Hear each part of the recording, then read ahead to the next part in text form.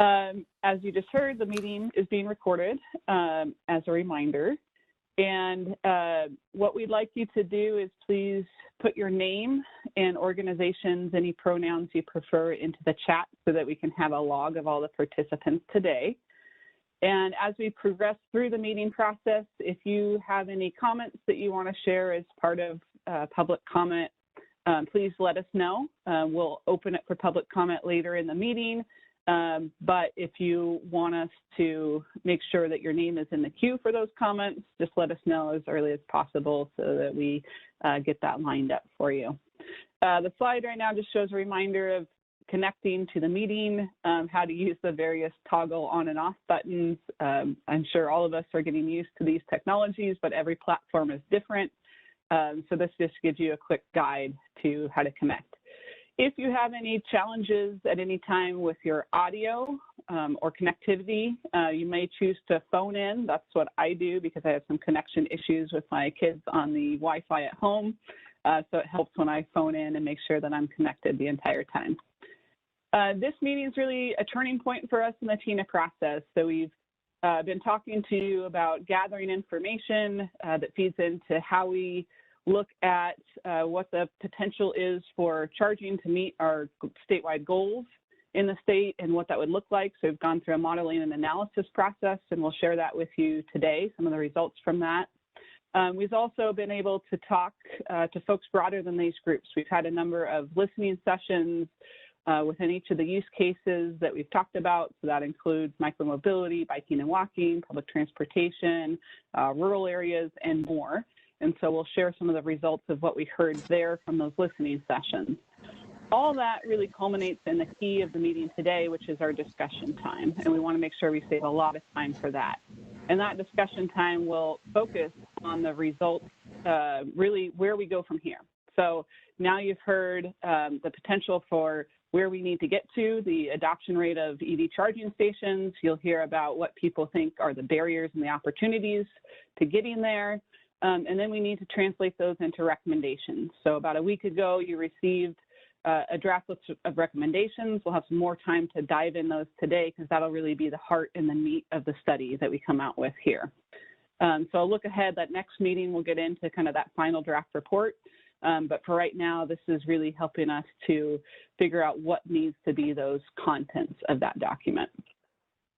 Normally at the start of these meetings, we go through and do a roll call. There's just a number of us on the line and a number of committee members that we want to save time for the discussion time later. So we'll skip the introductions this time. I think, Alexander, if you're going through the slides, there's a list of committee members that we can share here. So this is the advisory group members themselves.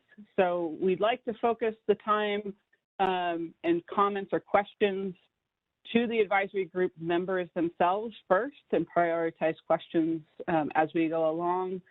But we will take public comments later, and as we have breakout sessions, we'll have opportunity for other members of the public to engage on the topic as well. So with that, I will turn it over to Stacy to talk a little bit more about where we are and where we're going today, and then try to get up into the topic.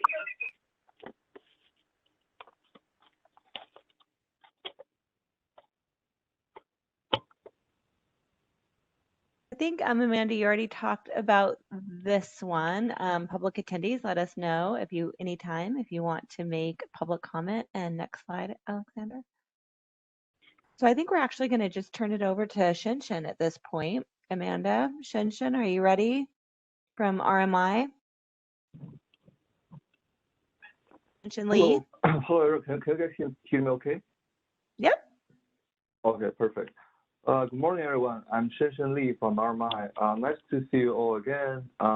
During our last AG meeting in mid-January, we discussed Oregon's existing EV infrastructure conditions. And in the past 50 days, we were more than full speed on our modeling effort. And today, we are ready to share some of the preliminary modeling results with the broader team and hear questions and comments from you all.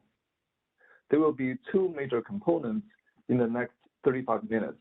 I will take the first 20 minutes presenting the sample results, And then my colleague Chris will lead questions and discussion for 15 minutes. There's a good amount of information to share, but we will make sure to have sufficient time for discussion in the end. In terms of structure of the presentation, we will spend a little time reviewing the Oregon transportation electrification goals and the future scenarios to refresh our memories. And then let's take a deep dive into the modeling world. Next slide, please. All right, buckle up. Let's take a time travel from now to 2035, following the guidance of Oregon's CEV goals.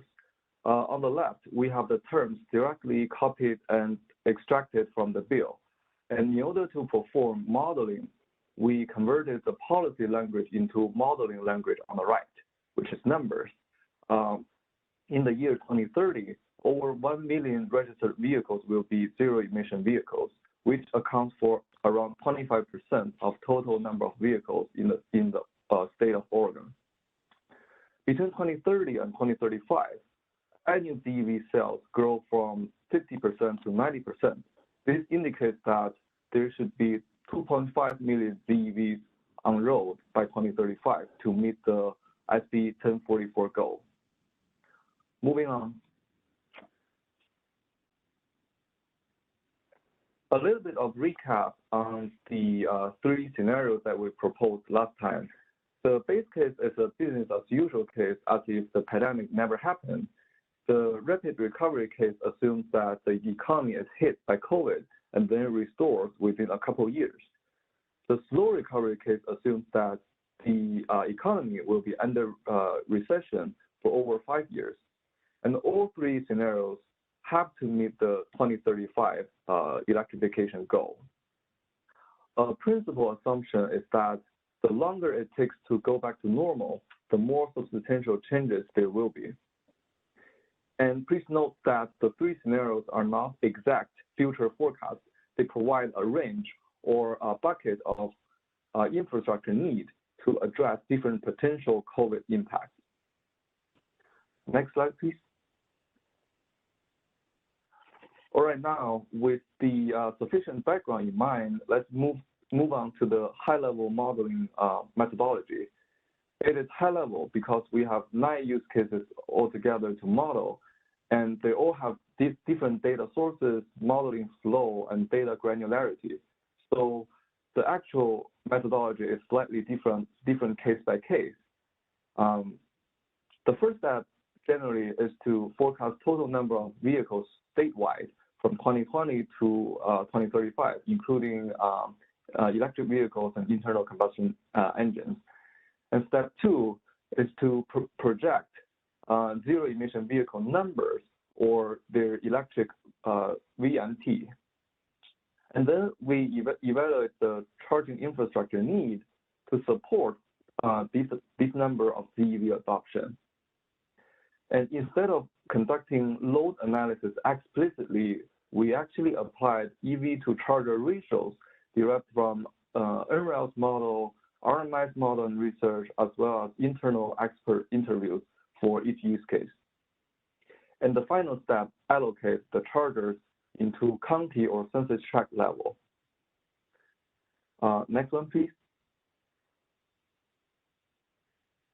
And due to the time constraint, we selected 4 representative use cases to demonstrate the initial results. We can, you can expect similar types of output for the other use cases. Next one, please. Okay. Urban LDV is a key player in electrification because it occupies over 2/3 of state LDV. And let's look at the chart on the right. The chart has a large number of information. Let's try to interpret it together. So there are key timestamps in 2020, 2025, 2030, and 2035 shown at the bottom. Within each year, there is number of chargers for each of the 3 scenarios: business as usual, rapid, and slow recovery. And each bar represents of each bar consists of 3 types of chargers: workplace L2, public L2, and DCFC, as shown in the legend. The key takeaway from this chart is not surprising. We need a lot more chargers to support the urban electric LDVs. As of today, we have about 2,000 chargers.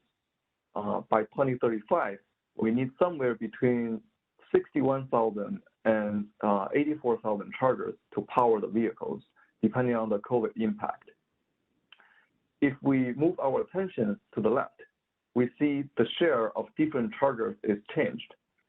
In the base case, 55% chargers are workplace chargers. However, in the slow recovery case, more people choose to work from home permanently, causing the share of workplace L2 drops by 10%. And last but not least, let's look at the key metrics by 2035. The ZEV per L2 and ZEV per DCFC are 15% higher than today's value. On the surface, this metric looks worse than today. However, with larger EV adoption, there's economy of scale. So that means each charger will be used more efficiently in the future. Next one, please. Another key use case is rural electric LDV. Same chart template on the right. At a glance, we see the number of chargers is only about half of above urban use case. Are we putting rural area into an inferior position? Of course not. Equity is important. This is because rural has 1/3 of population and LDV registration in the state. When we compare the key metrics, rural actually has better charging resource per capita, especially DCFC chargers. This is due to the nature that the travel distance is generally longer in rural than urban areas. So we need more powerful chargers to support them. Moving on, please. The heat maps here show both urban and rural electric LDV infrastructure distribution by census tract over time. For illustrative purpose, we selected DCFC need in business as usual scenario. Please note that we have DCFC, workplace, and public L2 chargers and 3 scenarios. They all generate different heat maps, but their general trend is the same, which is shown in the slide here. So 2 major takeaways from the heat maps. First, more and more chargers are needed over time. And second, the chargers generally go to where the ZEVs are. Moving on, please. So much for the light-duty vehicles. Here comes to the bus arena. As of 2020, there are around 2,000 transit buses and around 8,000 school buses in Oregon. By the end of 2035, almost all of them can be electrified. Let's move our attention to the chart on the right. We assume that transit buses require 60 kilowatt DCFC ports to support their operation, and school buses require L2 chargers. Due to the shared space, bus sector will be strongly impacted by COVID. That's why we see a sharp drop between business as usual and slow recovery scenario by 2035. Next one, please. These heat maps show bus infrastructure distribution by county over time.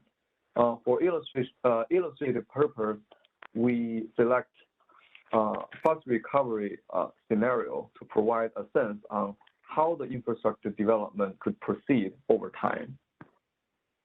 Next one, please. The last use case I would like to share today is ETNC sector, electric transportation network company like Uber and Lyft. Yes, we need more DCFCs to support TNC electrification, but what I really want to emphasize on this slide is the synergy. As you know, we are modeling infrastructure need for 9 use cases individually, and then integrate them and optimize them. Accessing the total chargers need is not a simple addition by adding up all 9 use cases and 9 modeling results. We actually consider synergy. So for example, the DNC application is a good example. DNC users and general public can share DCFC ports to promote overall efficiency.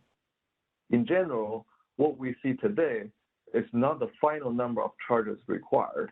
The synergy will play a role, and your comments and input will also play a critical role in this analysis.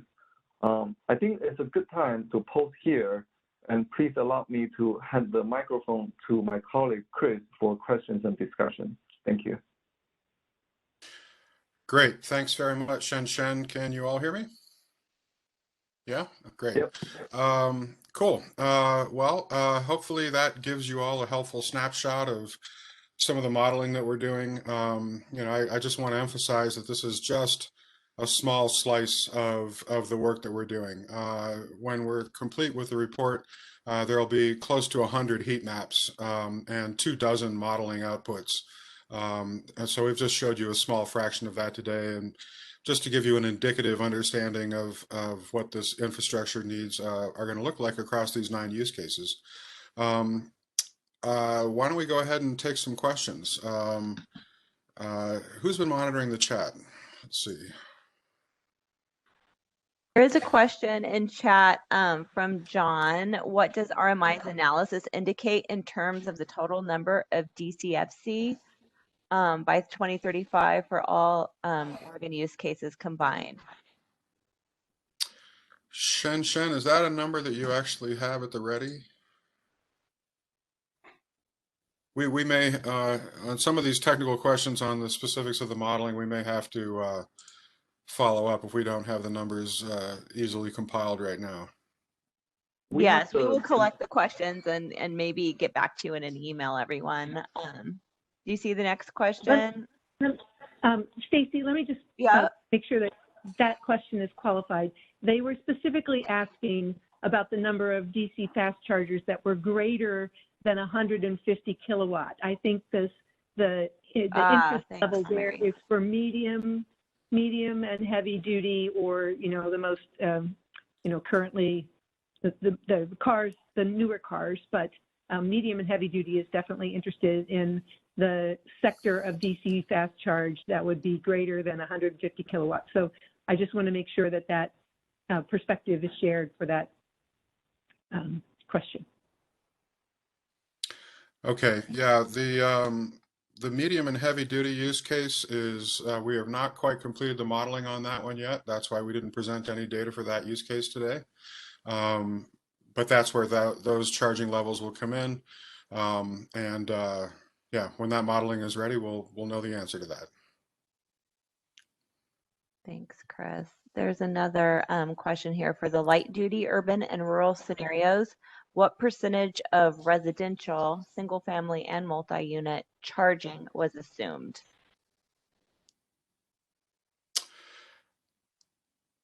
What percentage of residential? I may be in a better position to answer that question. So go ahead, Chen. I think the percentage of home charging is changing year over year, but the general assumption is that we assume about 90% comes from home charging in the year of 2020, and then by the end of 2035, we assume 60% energy or 60% vehicles have residential charging access. Right, that's in keeping with our scenarios in which as electrification spreads across the general population, you've got more and more people in multi-unit dwellings and so on who will be using public fast chargers instead of residential single family. I guess I can follow the questions here. I trust the study will be dynamic, updating the projections as the economics and distribution of ZEV changes. This particular modeling exercise that we're doing for this project is a kind of a one-shot deal, but I think it's you know, perhaps Mary could speak to any expectations for updating this stuff as time goes on.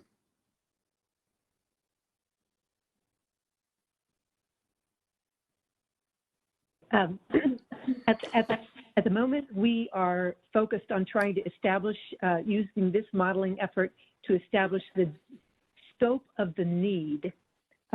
It's possible that we will, and kind of under consideration, that we will try and develop, after we understand the scope of the need, sort of more near term or shorter time horizon, 2 to 5 year kind of ZEV infrastructure strategy that might address on a more real-time basis, I think, the issues that you're asking about. But that is all to be determined. Right now, the charge that we were asked to fulfill by the governor's office is what is the level of need to fulfill SB 1044 between now and 2035, and what will be for light-duty vehicles and for the other use cases.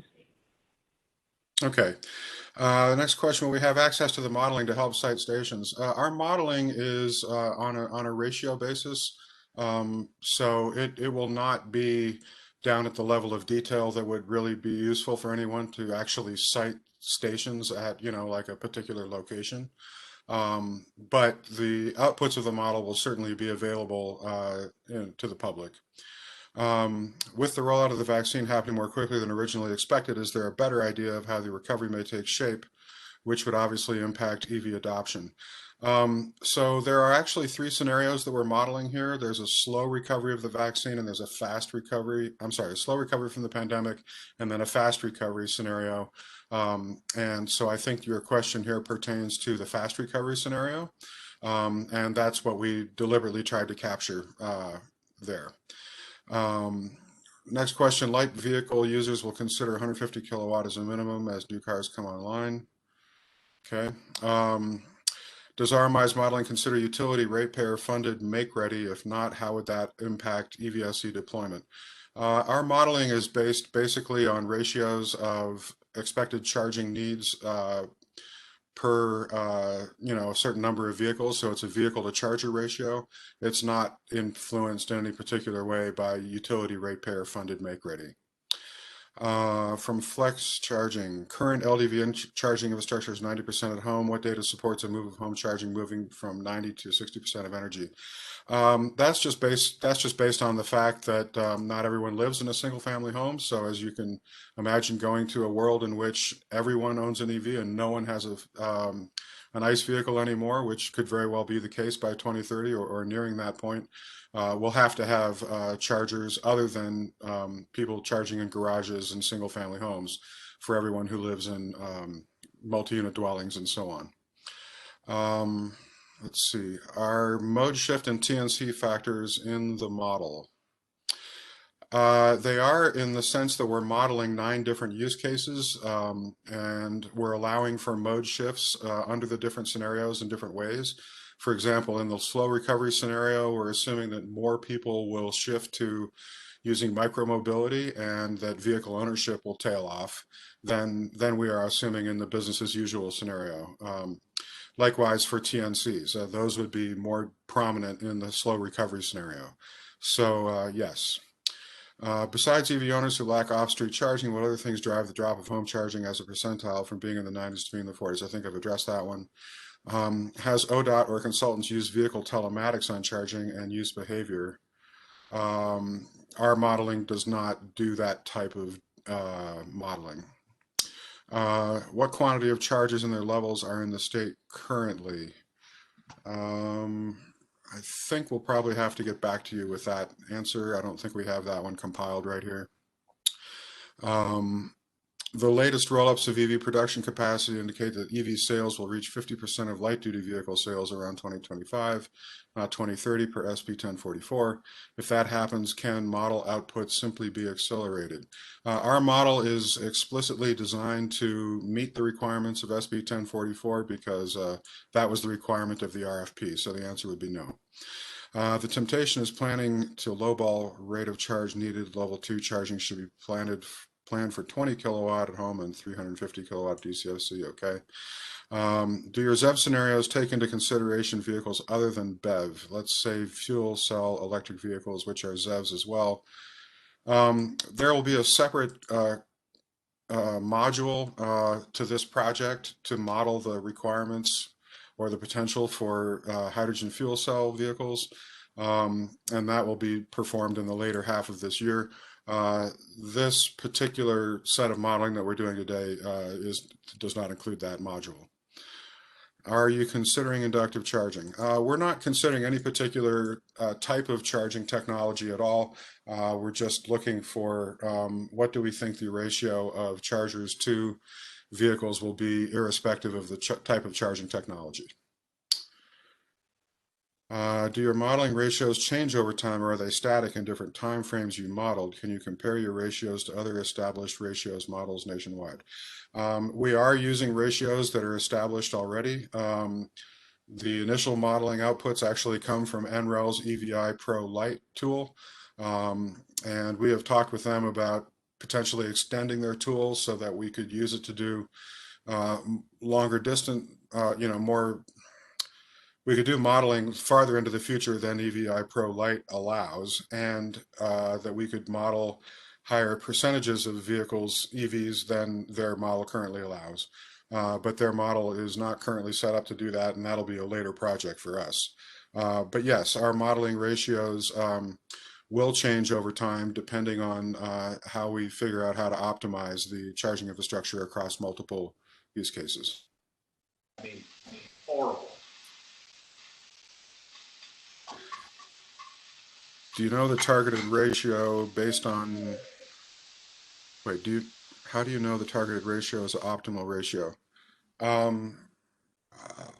Obviously, I don't think anyone knows what the optimal ratios are. We're just trying to make sensible assumptions that are appropriate for this modeling exercise. Do TNC ratios take into account policy issues like local control and or preemption? Put another way, do they assume fleet electrification based on requirements that could be put in place by the state or localities? No, our scenarios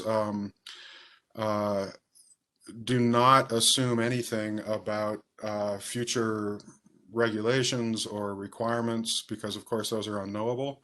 What we're doing is projecting the number of EVs based on the requirements of SB 1044, and then estimating the charging requirements needed to meet those outcomes. Will hydrogen fuel cell modeling be emphasizing charging from non-fossil resources? Again, we haven't begun the hydrogen fuel cell modeling effort yet, and so I can't speak to that.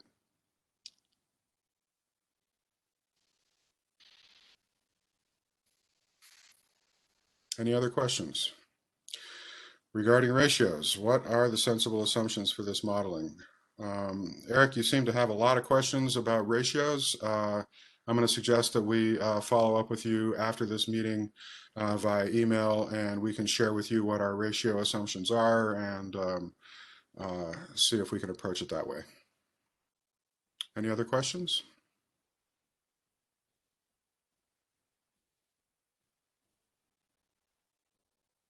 If there are no questions, I wanted to make sure that people just understand the full scope of what will be coming out of this modeling effort, which includes by year, so for 2025, 2030, and 2035, which are the 3 benchmark years in SB 1044, by census tract, by scenario, and by use case.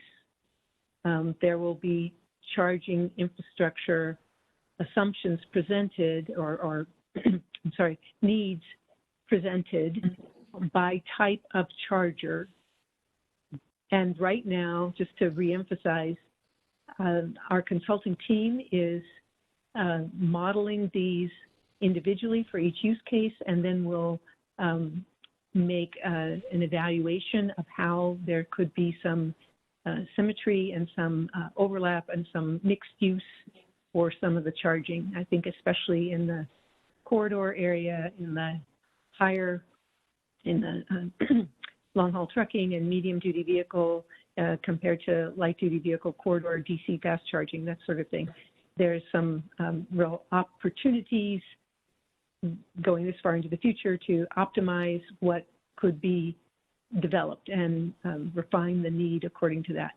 So I just wanted people to understand that that's the level of specificity that we'll have in this modeling effort.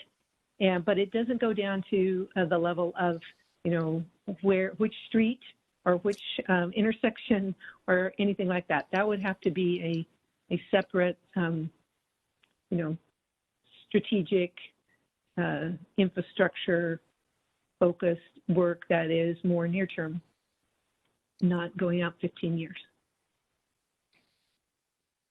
Looks like there's one more question from Eric. Are L2 ports cited in multifamily housing counted as public ports? We're not counting ports as being public or private or making any distinctions like that. We're just reckoning what charging infrastructure we think will be needed given the number and type of vehicles that we expect to be on the road. So let me try and clarify that. In our Rocky Mountain Institute's presentation here, you have 3 types of charging shown, say, for urban. You have DC fast charging, you have workplace, and you have public. And so maybe there's a 4th called residential that is not illustrated here, but I think that's what the question is referring to. Can you all address that?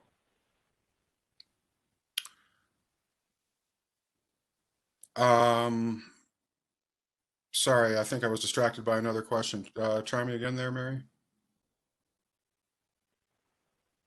So when we just shared our modeling results for urban, we identified DC fast charging, we identified public, and we identified workplace. Presumably there's also some kind of residential, or the multifamily dwelling is included in the public. I think we're trying to understand where is the residential charging assumptions coming from, and if there is multi-unit dwelling charging, is that included in your level 2 public charging number, or is that somewhere else?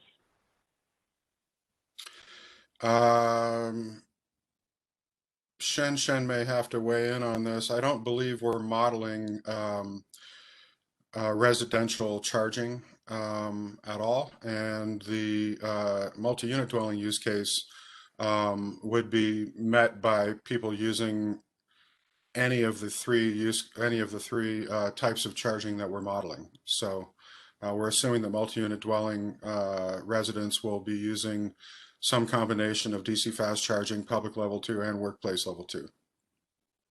Does that answer the question? Okay. Looks like there's one more. My understanding is that SB 1044 is a minimum requirement, but one that would be good for our climate and public health to exceed. Can the results of the modeling be extrapolated for higher numbers than SB 1044 requires? I'm sure that could be done as a future exercise.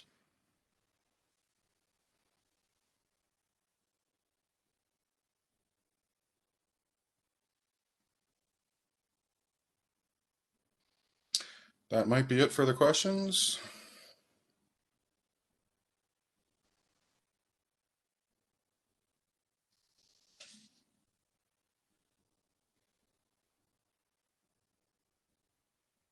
Thanks, Chris. I think I'm up next. Hi, everyone. I'm Stacy Thomas from HDR, and I am going to talk to you a bit about the listening sessions that we conducted at the end of January and early February. We conducted 12 listening sessions with all the groups that you see here. for the purpose of gathering different perspectives, very broad perspectives on issues related to transportation electrification, and that includes EV adoption as well as the charging infrastructure. So as you can see, these groups are pretty broad. They were set across all different users, use types, potential users, people that haven't adopted yet, from all across the state, representing rural, urban, suburban areas. And in total, we talked to about 79 individuals representing all of these different groups. And you can go to the next slide, Alex. So we started with a set of questions for everyone that quickly devolved into conversations. We really had custom conversations with every group. I was joined by my colleagues from Kittleson, ODOT, and Forth, and everyone kind of jumped in and asked questions and follow-up questions, and the conversations took us in many different directions. But you guys all received a draft summary to review. I don't know if you've done that or not. I hope you do. If not before this meeting, after. So you can dive in, because there is a lot of information. And again, everything we heard wasn't necessarily directly involved with what the scope of this project is, but it was very good to hear all of your issues related to EV, and we summarized them the best we could.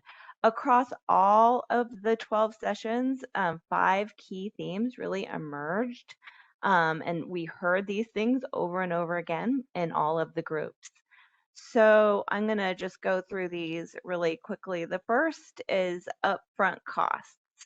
Almost everyone talked about the investment that it was going to take upfront for individuals, agencies, and municipalities and businesses to make this big upfront investment, and the problems that can be associated with that, as far as especially multifamily unit dwellings and property managers and people who manage electric fleets. Just the costs expended for that might not have a positive rate of return in the foreseeable future. So the next key theme was charging at multi-unit dwellings, and we've heard that again already today. Every listening session stressed that widespread adoption of EVs is really the key to widespread adoption, and that people living in multi-unit dwellings really need the benefits of convenient, reliable, and affordable charging in order to spur that adoption. And it's a real challenge now. We heard about, EV readiness. Building codes are going to help that over time, but retrofitting existing buildings is going to continue to be a challenge. The next theme we heard is public charging network overall. A functional statewide public charging network is needed across the state, with good signage to really advertise the charging locations we need to make longer trips possible. And urban, even in urban, there's a lot of missing infrastructure currently in rural areas, but in urban areas, there are needs as well. People often experience queues. People talked about the corridor charging needs, but not to forget that off-corridor charging needs are equally important. The next key theme was public charging, the user experience, and just generally creating a more positive and equitable experience for people using charging stations. Often we heard that it should be like using gas stations. They need to be reliable. When you pull up to a charging station, people need to know it works, that they feel safe, that other services are offered at them, like bathrooms or other charging ports, and so forth. So finally, availability of vehicles and equipment. Right now, in some areas and some uses like transit, rural areas, farm, freight, there isn't the vehicle or equipment availability right now. There's a lot of piloting going on, and people are excited about the possibilities in these areas, sometimes tied to our first key theme of upfront costs, especially for transit agencies and freight. But, you know, they don't have the opportunity to adopt yet. So that is on the horizon, and we heard a lot about that. So those are the 5 key themes, again, things that we really heard across all of the 12 listening sessions. So in your summary document, each individual session is also summarized, and they take, I would say, 2 to 4 pages per group. And so I just kind of grabbed here a couple of bullets from each one of them, especially I try to grab the ones that might really associate themselves with policy. So please do review that for all of the good nuggets. But going through these EV drivers and advocates, we heard a lot about the need to address range anxiety and things, the signage, education and awareness will help that too, and standardizing that charging user experience that I talked about earlier. Transit agencies, again, lack of the equipment and the high upfront costs that are associated with it are some of their bigger issues. EV service providers, streamlining the permitting process would be a huge help. And they also raise the difficulty with installing at multi-unit dwellings. They also talked about the huge need to address the demand charges as well. I snuck in 3 bullets for them. So micromobility company representatives talked about secured storage and parking, and the size of bikes and is very different than traditional bikes. You can't lift them like in traditional bike storage. Policies supporting safety and safe road conditions are also key to adoption for micromobility. People need to feel safe on the roadways. So policies relating to that would be helpful. So rural representatives, again, we were talking a lot about how far they drove a day and how far they would need to go on a charge. They need to be able to travel long distances, and right now the corridor infrastructure doesn't exist for them yet. The availability when trucks and SUVs more readily available will be a huge boon to adoption in rural work charging venues. In many of these conversations, it's like, how do we spur adoption? I think workplace charging venues, we heard kind of the opposite there. It's a challenge to keep up with the demand right now at the workplace. People overstay their time on chargers, which is a big issue people are grappling with and trying to get crafty. It doesn't sound like they've found the magic bullet yet for that. There's also a question about what the future need is going to be at workplaces if people, a nice portion of people stay working from home post-COVID. So that's a big question mark for them right now. The TNC companies, they talked about issues at charging stations, broken chargers, faulty card readers, and queues in the urban areas are things that they currently face. More chargers are needed where people gather. Really, when you're going to the grocery store or going to the mall, you should be able to plug in the library and so forth. So really at high traffic areas, more chargers are needed. So you don't have to seek them out in a special trip. The freight and delivery representatives talked about the charging and power capacities that are going to be needed and the demand on that, and the high cost of vehicles and the infrastructure for charging fleets especially. Next slide. So underserved community representatives, education and awareness was a big theme that came out of that. Right now they're seen as a luxury item and something that would be nice to have but doesn't feel very attainable. So education and awareness really about the benefits and the fuel savings and the maintenance savings that you could have. And again, the big theme of charging access for MUD residents.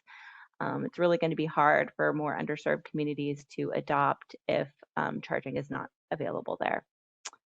So when we talk to developers and the multi-unit dwelling owners and property managers, the retrofit of existing facilities is a huge challenge, very high costs. We heard that EV-ready incentives are important. Farming and ranching, reliability and charging time. Right now they take tanks of fuel out to where they're farming and can refuel their vehicles, and how are they going to do that if their equipment is electric? That's kind of what they're thinking about. And the fact that they only use it, some of the equipment, for just a few months out of the year, how do you make it cost effective? So lastly, the OEMs and EV dealers, they talked about incentives, and rebates is what drives adoption and how important those are. And they also talked about one of the biggest questions they receive at the dealerships. It's all about charging and range anxiety. They also noted that most people coming in today are quite knowledgeable and have done their homework, and so it kind of begets that they are early adopters. But people who change at the dealer are generally swayed by those rebates and incentives, and get them interested in having the conversation about EV ownership. Is that my last slide, I believe? Okay, so maybe we can take some questions. I know some of you were at the listening sessions or helped recruit, so thank you for that. They were great fun conversations to have. I think the whole team felt that they were really well worth it and fruitful. Fourth had a number of people there. Had someone in every group and asked questions along with me. So do you guys have any questions for me? Silence. No. Stacy, I see a few questions that came in since you were presenting. I don't know if necessarily they're all related to listening sessions, but the first looks like it's from Norm. I don't. Do you want to read it, please? Yeah, the first one from Norm is more of a comment. The benefit to utilities from working with them to mine the data available from a well-designed charging network is invaluable. I hope this will be part of your work as this evolves. Do you want to address that, anyone? Utilities. I see the questions now. I thought they were the old ones. Sorry. So yes, I think that is absolutely a given, Norm. And we didn't have a utilities group, but I believe, we get utilities perspectives here, and they are also collected in other ways too. The listening session input, this group's input, and other conversations that are being had, all of that information is being considered by the team as the policy recommendations are being made. Absolutely. Let me see. Run out of it. What about abilities to charge vehicles that run out of energy? I'm not sure how to answer that. Does anyone know how to answer that question? But, let me see what else is here. I could make an attempt. This is Phil Barnhart. AAA now offers a service on some of their tows trucks for the charging of a few miles worth if your car runs out of juice. But that's the only one I know about. Thanks, Phil. Greg asked, are the outputs of the listening sessions available to the public? I believe it's going to be posted to the website as a material from this meeting. Is that correct, Zachariah or Mary? That we'll be posting that? Yeah, he's shaking his head. Yeah, so check the website over the next week or so, and it should be up there. If I can barge in for a second, this is Marie Dodds with AAA, and I think what Phil was trying to say is that we do have a mobile charging unit. We actually deployed it almost a decade ago, so the technology is already aging, but we can charge an electric vehicle that has run out of power at the side of the road.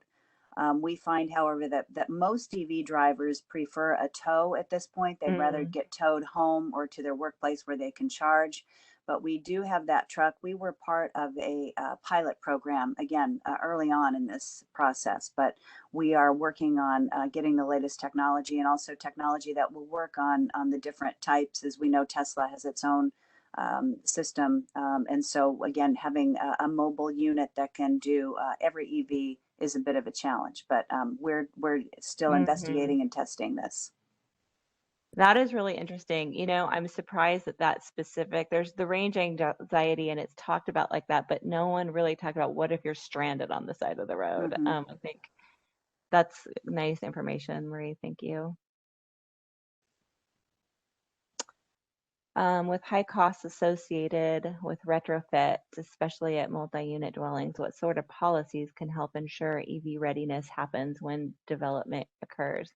That is the zillion-dollar question, right?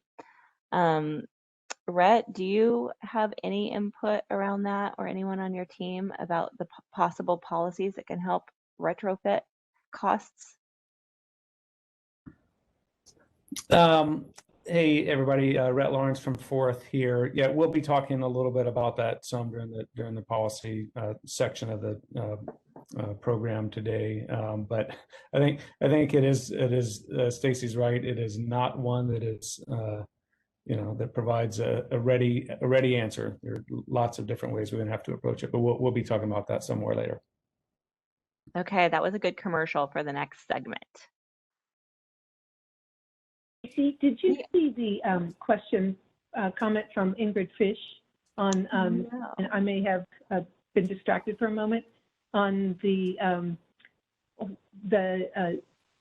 representatives for the multi-unit dwelling disadvantaged communities?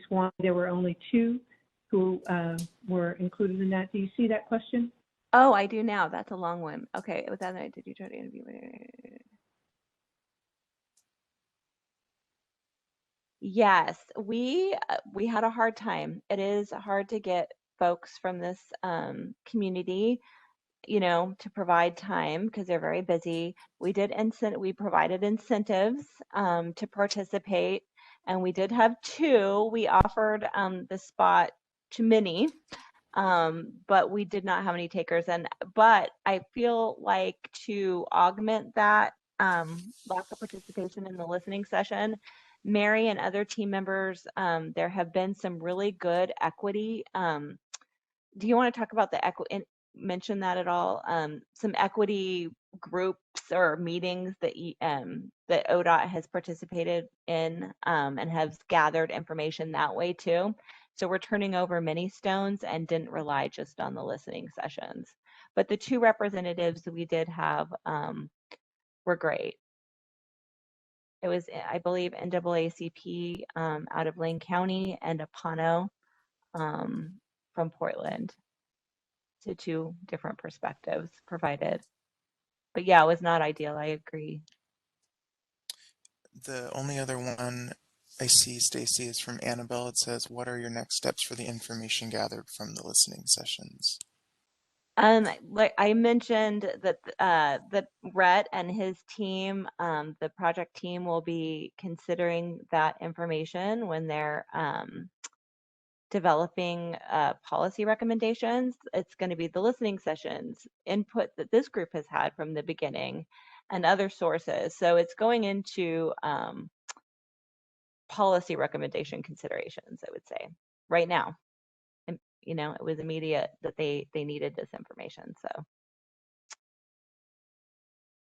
any other questions?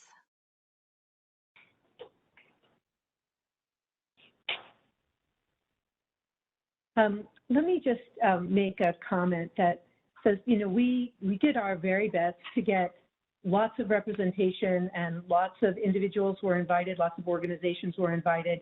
We provided an incentive of a gift card to try and compensate those who might not otherwise be able to attend, especially, for example, a TNC driver that would be foregoing the opportunity to make some money by participating in our listening sessions.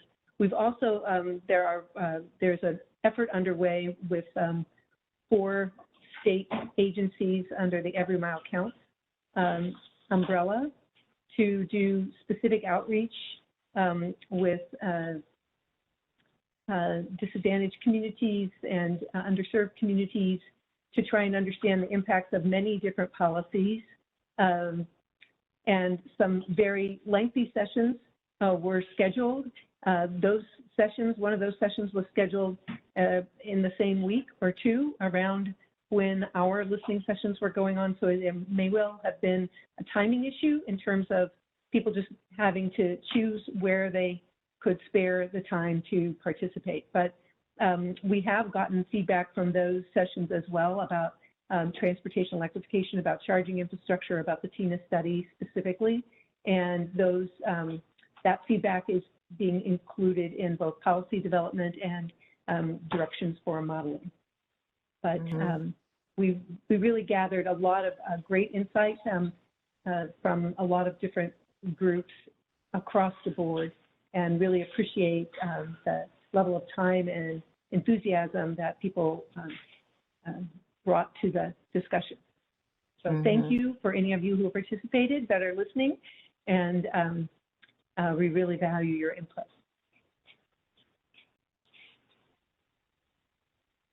Thank you. I think we're Rhett, ready to hand it over to you and Kelly. Okay, great. Well, thank you. Alexander, you could go to the first slide of our presentation. Oop. It's not the,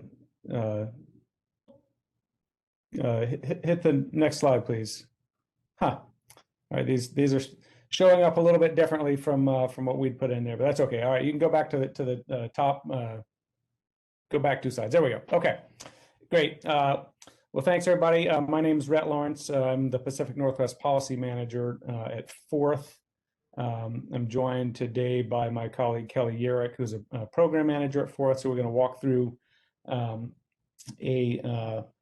of the policy recommendations that we're hoping to include in this as outputs from this study going to the governor at the end of June. So I want to say from the outset that what we're going to be talking about today is sort of a high-level sampling of various things that we've heard from the listening sessions and elsewhere. Hopefully you saw the broader sort of first cut at a policy recommendations document that we sent out over the weekend or on Friday. And so today we're just going to be reviewing a handful of the policies from that document, which of course is even itself not by any means intended to be an exhaustive or anywhere close to final document. And so really what we're hoping to hear from all of you is to get your input on additional ideas that need to go into this set of policy recommendations. What's missing from that list that we've already started up, and use that information to incorporate back into to our work. We, Forth, will be writing a policy recommendations draft document by the end of this month, March. So the quicker we can get feedback from all of you, either in the listening sessions today or afterwards, the better for our purposes, so we can get that policy report finished by the end of this month. And then we'll be taking that information, that report, synthesizing it with the modeling information you heard from RMI and other elements, and working with the larger TEINA project team to present the report to the governor at the end of June. So this is just one piece of that. So next slide, please. You all have seen these categories in a few different places. I think we broke them out on the policy document that we sent out on Friday, and just want to kind of note that we're trying to break out the policy recommendations into these 3 categories, these 3 buckets. There's not, I would say, there's not really a sort of a bright line distinction between any of them. It more comes down to the first box, the enabling category here, is more sort of the short term, potentially easier things to do. And then the accelerate category is the sort of more medium difficulty, medium time frame of accomplishment.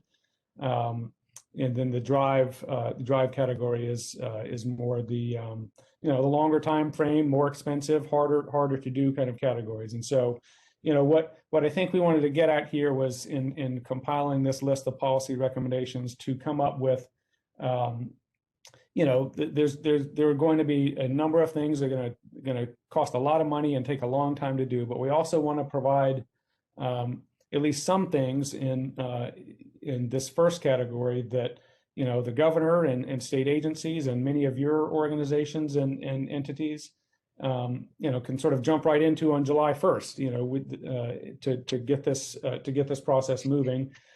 Things that won't require legislative action or from some future session or some big pot of money that we don't have access to, that we really want to find some things that we can all get working on right away. So that's I think that's it on that slide. So we can go on to the next one, which I think Kelly's going to take for us. Yeah. Hi, good morning, everyone. My name's Kelly Yerrick, and I'm joining Rhett here, so we'll be kind of bouncing back and forth on our remarks. But this slide, I think most of you have seen at least some version of it in the past, as this stakeholder map was created, I believe, sort of as a kickoff of the TEINA study. And we've dropped it in here today again as a slightly updated version, as we're acknowledging that some of the policy recommendations that we're suggesting will be directed at particular stakeholders, but our hope is that greater collaboration across the board of these groups will result.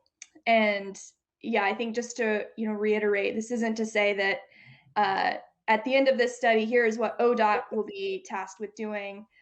We all have a role to play here. So just acknowledging that. And then we can move on into the next slide. Yeah, and so thank you, Kelly. Yeah, and just want to sort of recap the themes that Stacy walked through that came out of the listening session. And we've tried to and will be trying to make sure that our policy recommendations address almost all of these to the extent they can. But also wanted to sort of acknowledge that, just because things came up a lot, doesn't necessarily mean that they're easier to solve. In fact, it probably, likely means they're harder to solve, because, if these were things that we could have done, we would have done them already. And so, again, what we're trying to make sure that our policy recommendations accomplish these aims as much as possible, and certainly we'll welcome all of your input in figuring out how we do that. But just want to acknowledge that that we're not going to be able to solve all the problems coming out of this study, and also wanted to note that a number of the problems, as you've seen here, the sort of availability and vehicles of availabilities and equipment kind of thing, fall outside the scope of what this project can do. Which again is not to say that these are not important issues that we need to resolve at some point. But I think just acknowledging that those are not going to get probably solved by the TEINA study. So, okay, next slide, please.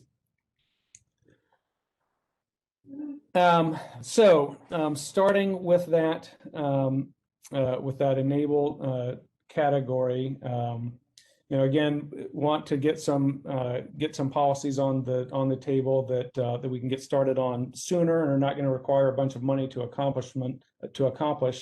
And this is one that, as Stacy noted, came up in just about every listening session.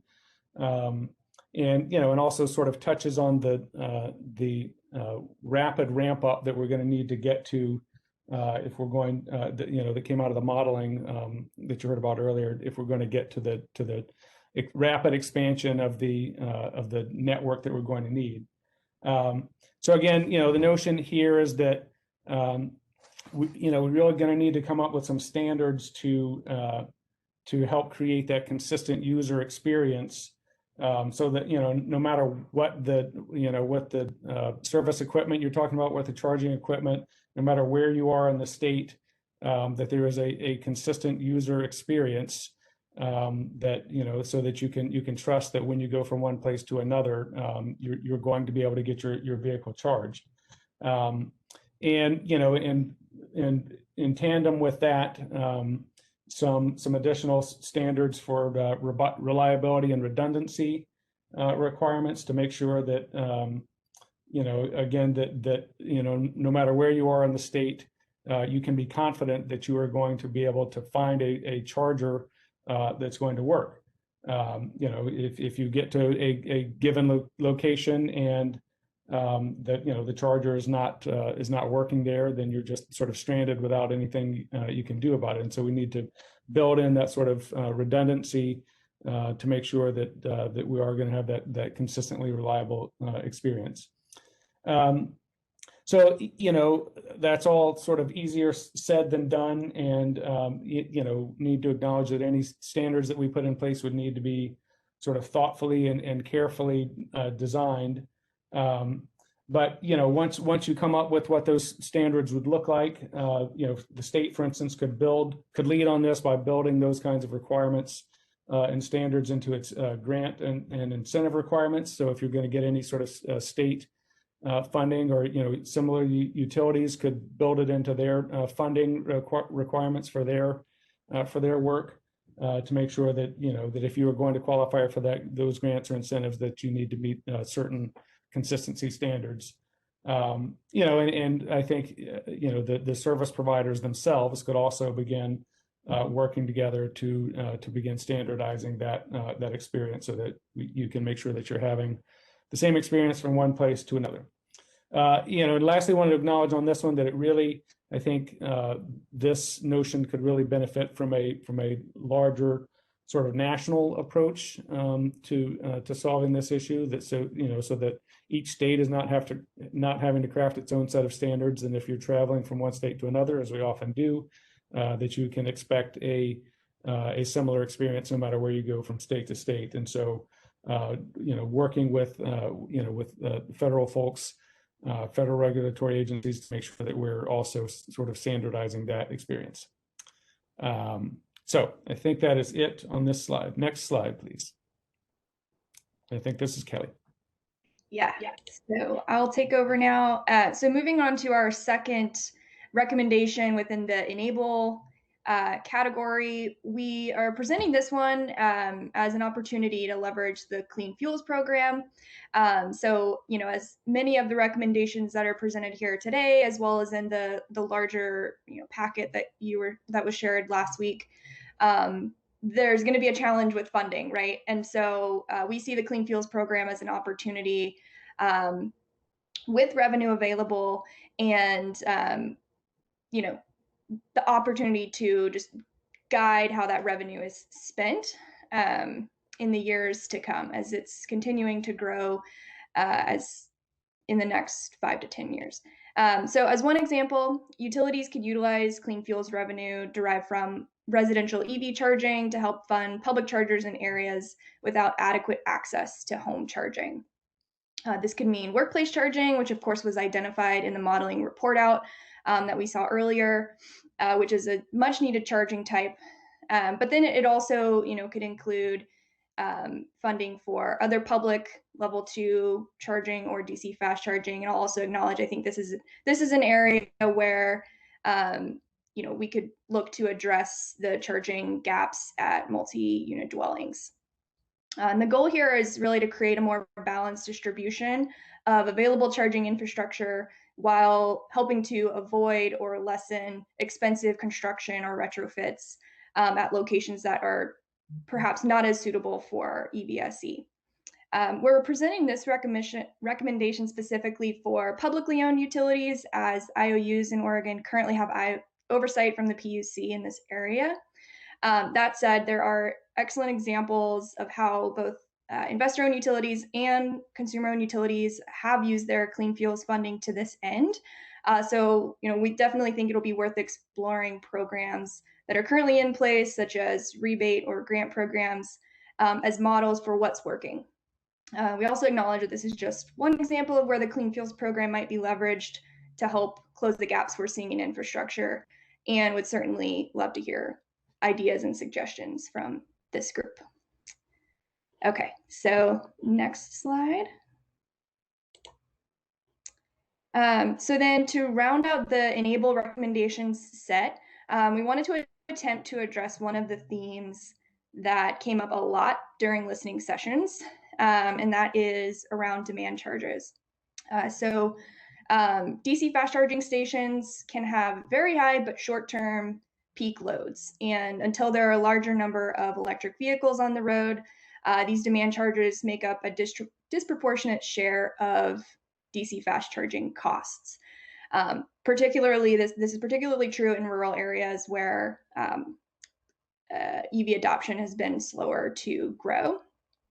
So it makes it very challenging for third parties to build out DC fast charging infrastructure in areas that are, for at least in the short term, going to have low utilization rates. This challenge certainly isn't unique to Oregon, and there may not be one perfect solution that works across the board. Additionally, an issue of this complexity will require collaboration nearly from all stakeholders engaged with this study and here present today. If we're going to fill the gaps in DC fast charging infrastructure that RMI has identified, we'll need a number of innovative solutions and pilot programs that could include things such as deferred demand charges, time of use demand charges, tiered rates, and more, just to name a few examples. And then again, I sort of mentioned this already, but it's worth noting that we see the greatest potential impact here for rural areas and corridor charging with this recommendation. And I'll next slide and back over to Rhett. Okay, thanks, Kelly. Yeah, and so now sort of moving into that middle tier accelerate category, where things might take a little bit longer, require a little more facilitation and funding. So here it's a fairly fairly straightforward one, but that the state could provide more incentives and funding for public charging, both level 2 and DCFC. So I think this sort of follows up on Kelly's last few slides and continues the focus on how we narrow those huge necessary uptake gaps and get charging where it's going to need to be.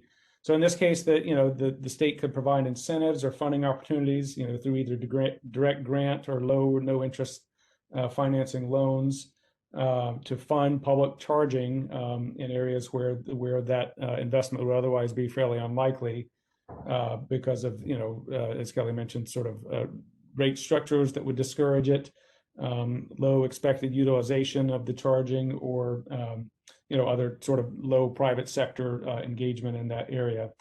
So here I think that the use cases benefited most from this would include the disadvantaged communities that don't have the resources to install the charging of their own, and then particularly in rural areas where there may be utilities that are unable to support enough DC fast charging, either through their own ownership or enabling that through private investment. Also want to recognize that there can be power supply issues, especially in rural areas sometimes. And when you're talking about installing DC fast charging out in more rural areas, and so state incentives here could also help to leverage some of that to bridge some of those gaps and encourage some innovative solutions to how you deal with those power supply issues. Next slide, please. So here, want to sort of get back to the common theme of charging availability in multi-unit dwellings and similarly situated structures. So another set of policies could help ensure that that we're installing minimum electrical capacity and conduit to be built in for all new development. And has been mentioned before, that can help avoid this sort of costly upgrades and retrofits in the future. We know that those can often cost up to 6 times as much as doing that work at the time of construction. So the state itself can lead some of this work on by incorporating EV readiness requirements into state building codes. Some of you may know we're hopeful that we're going to be able to accomplish a fair amount of that through House Bill 2180 in the Oregon legislature this session. But even that's only going to apply to new commercial development and residential units of 5 or more. residential construction of 5 or more units. So no public buildings will be impacted by it, and residential of 2 to 4 units will not be addressed by it either. But I think in addition to that work through House Bill 2180, much of this work could also extend down to local jurisdictions through what they call the REACH codes. So allowing local jurisdictions to adopt even more progressive requirements for EV readiness, and for some cities for sure will be going above and beyond the requirements that will be set by House Bill 2180, assuming we pass it. So I think we can expect much more of that sort of EV readiness and local code work to extend out into the future. So next slide, please. All right, so moving us into the drive category. This is perhaps one of the more straightforward recommendations that we're making, but it also has the opportunity, we feel, to impact a large number of use cases that you can see indicated on this slide here. While not explicitly stated here, deployment on state-owned properties will take coordination between state agencies as well as many of the private sector players and utilities. And just to elaborate a little bit more, what our idea and thinking here is that, the state owns a number of properties across Oregon, both properties where state employees are working or, visiting for work-related business, or there are things like state parks that the public can, is generally more likely to visit. And so building out the infrastructure on those sites can go a really long way in getting more infrastructure out there, but also being guided and directed through state ownership. And yeah, I think that was all I had to say on this slide. So we'll turn it back over to you, Rep, for the last one. Yeah, and so this one in this sort of third category is, I think the idea here is going above and beyond the code EV readiness code work that I mentioned a minute ago, and sort of getting back to how do we ensure that all structures, public buildings, existing multi-unit dwellings, smaller residential facilities of 2 to 4 units, how do we get all of those to have the needed infrastructure, not just the new construction and renovations. So, one of the ways to do that would be to require that, X% of parking spaces be EV ready by a certain year. And so, but I think need to acknowledge here too that, again, that's easier said than done. And you can put requirements in place, but without the funding for how you're going to accomplish that, at all the state office buildings, for instance, I mean that would have a major fiscal impact on any bill that was trying to get through the Oregon legislature. So need to determine what the funding structure is going to be to enable this to happen, both at the public buildings and getting funds into the hands of the multi-unit dwelling owners to retrofit all of those apartment buildings and condos around the state that are going to need to be made EV ready if we're going to get to where we're going to need to go. So again, this is I think a policy that will help to get us where we need to go. How we get there and get the funding in place to ensure that transition is the slightly trickier question that is going to take a little while longer to figure out. Next slide, please. And so here, just wanted to sort of provide a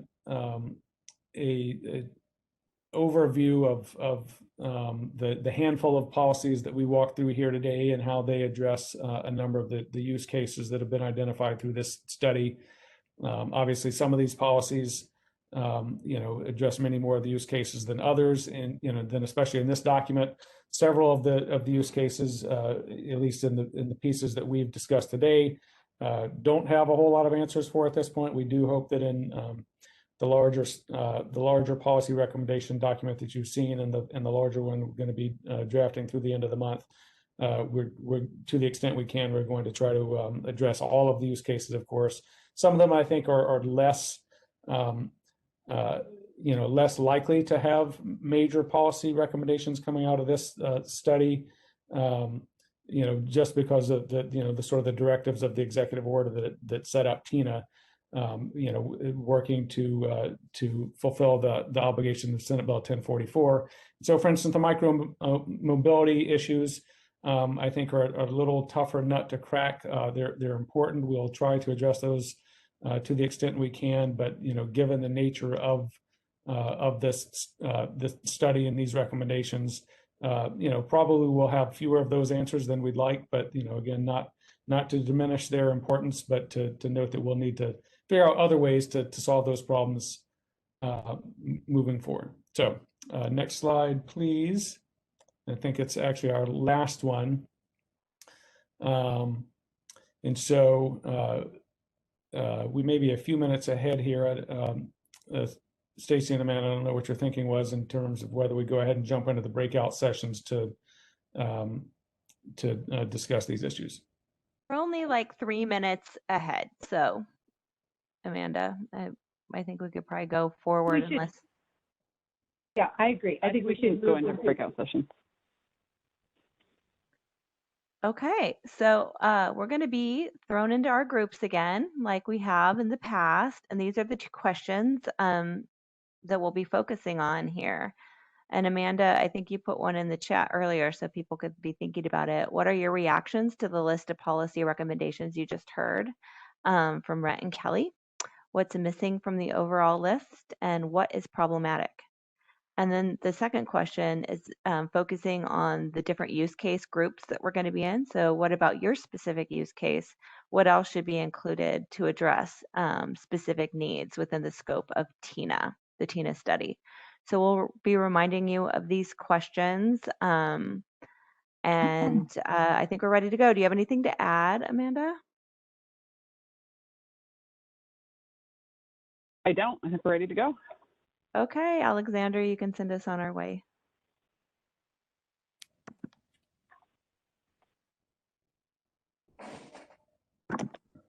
Do you want to remind people that there's one big session for the public who are not members of the advisory group? Yeah, so members of the public, we'll see you in your own breakout session.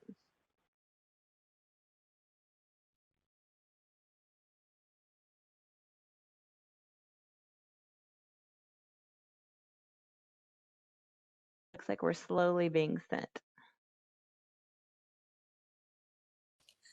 Yep, everyone is there except for one person in breakout session 4, and then the public will stay where they are in this. Well, yeah, I guess I keep waiting to go somewhere, but I'm in the public You are session. where you need to be. Why am I not flying?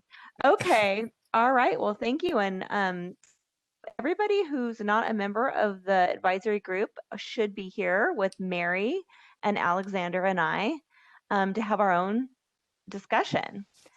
So, and our use case is urban. Is that right, Mary? We're in the urban section. Hey, can I ask? I'm sorry. This is. I'm sorry. This is Eric Smith with SemiConnect. Should I be in one of the groups?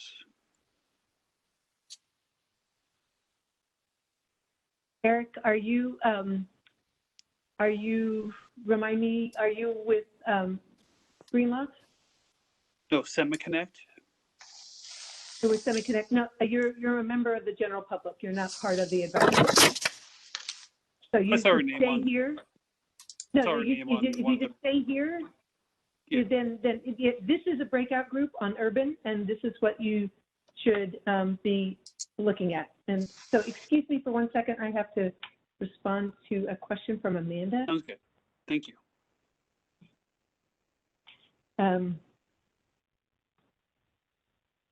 Give me 2 seconds. And you know what, Alexander, can you go back 1 slide? It might be helpful for this group because they didn't receive anything ahead of time.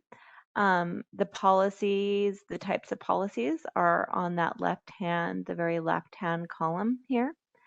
And so you might want to look at those again. And these are what we're asking you about. Is there anything missing? Do you have issues with any of these policies or thoughts? Yeah, you know what, Ryan, you are muted. You can unmute yourself.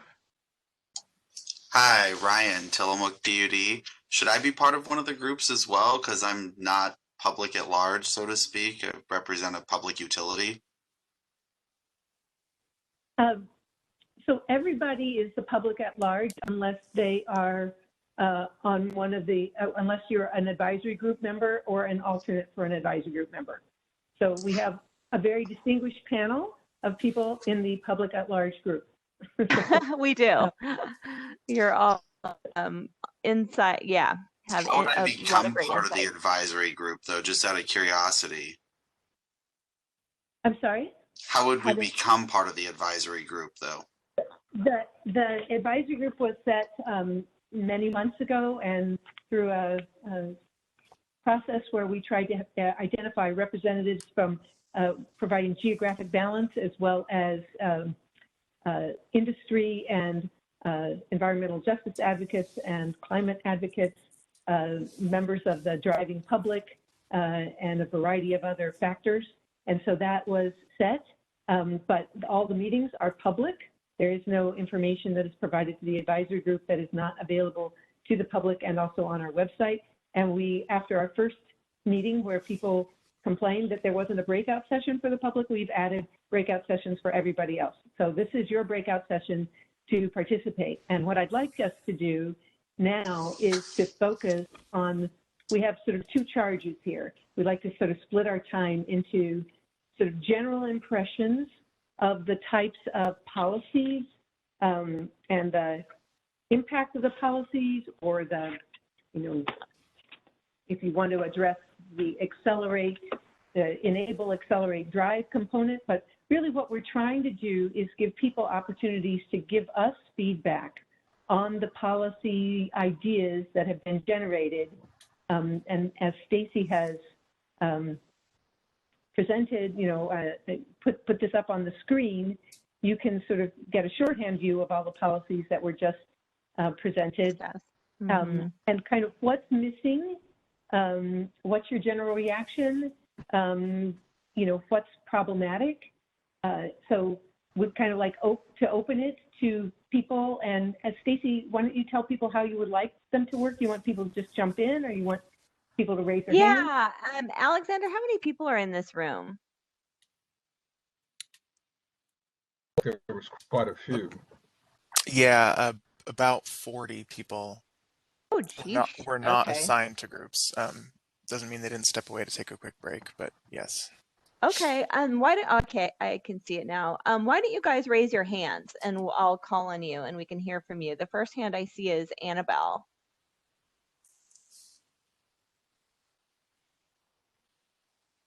Hi, this is Annabelle. Are you able to hear me? Yes. Yeah, thanks. Well, thanks for the presentation. This has been helpful. I'm Annabelle Drayton. I'm a policy associate with the Northwest Energy Coalition. I participated in the advocates listening session. I think the policy breakdown is informative for what you all took away from those listening sessions. I did want to flag on the consistent EVSE user experience and reliability redundancy. I was a little bit concerned to hear kind of a reference that to maybe just let this be handled on a national level.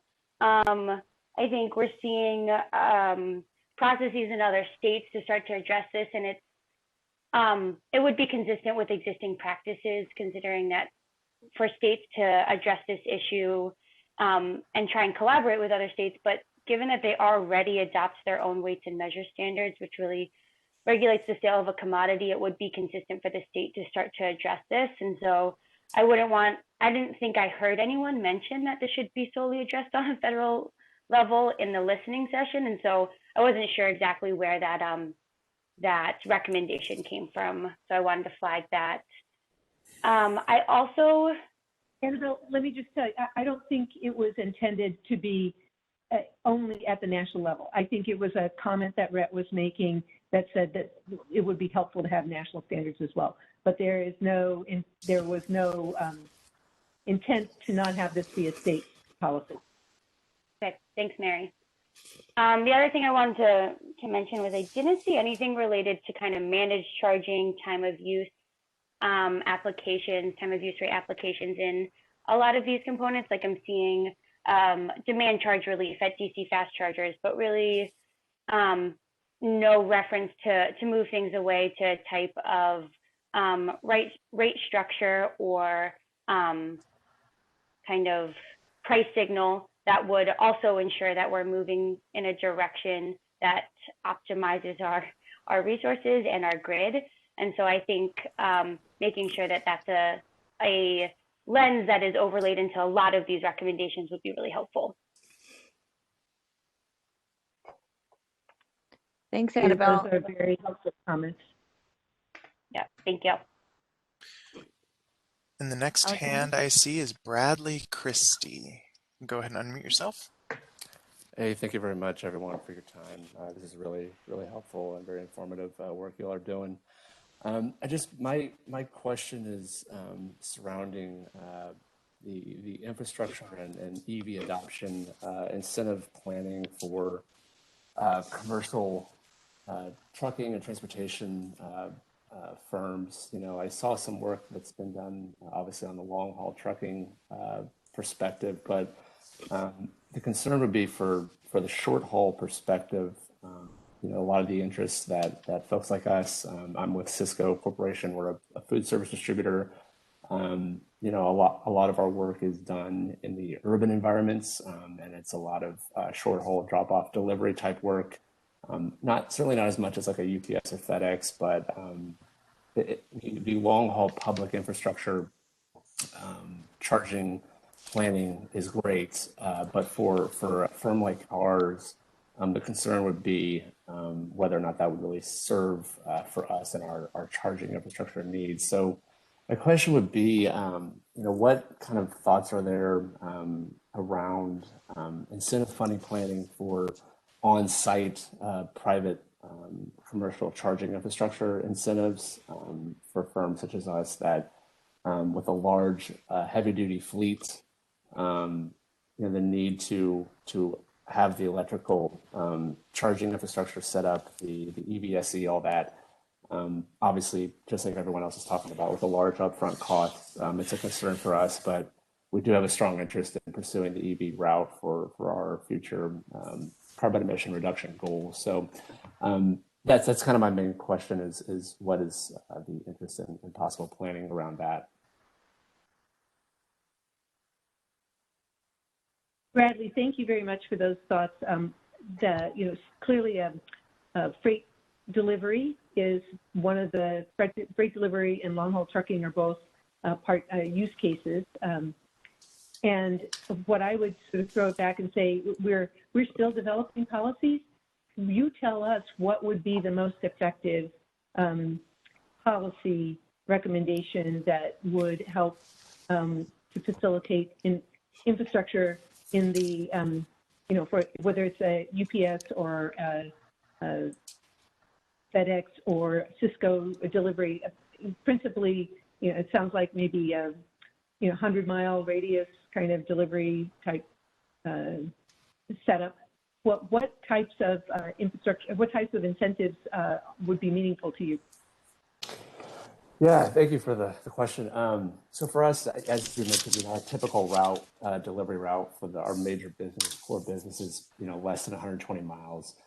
So the range that we're looking for in the kind of sector we find ourselves is in that, you know, 100 to 150 mile range per day. You know, we've been doing some demos in other states with the EV charging on site.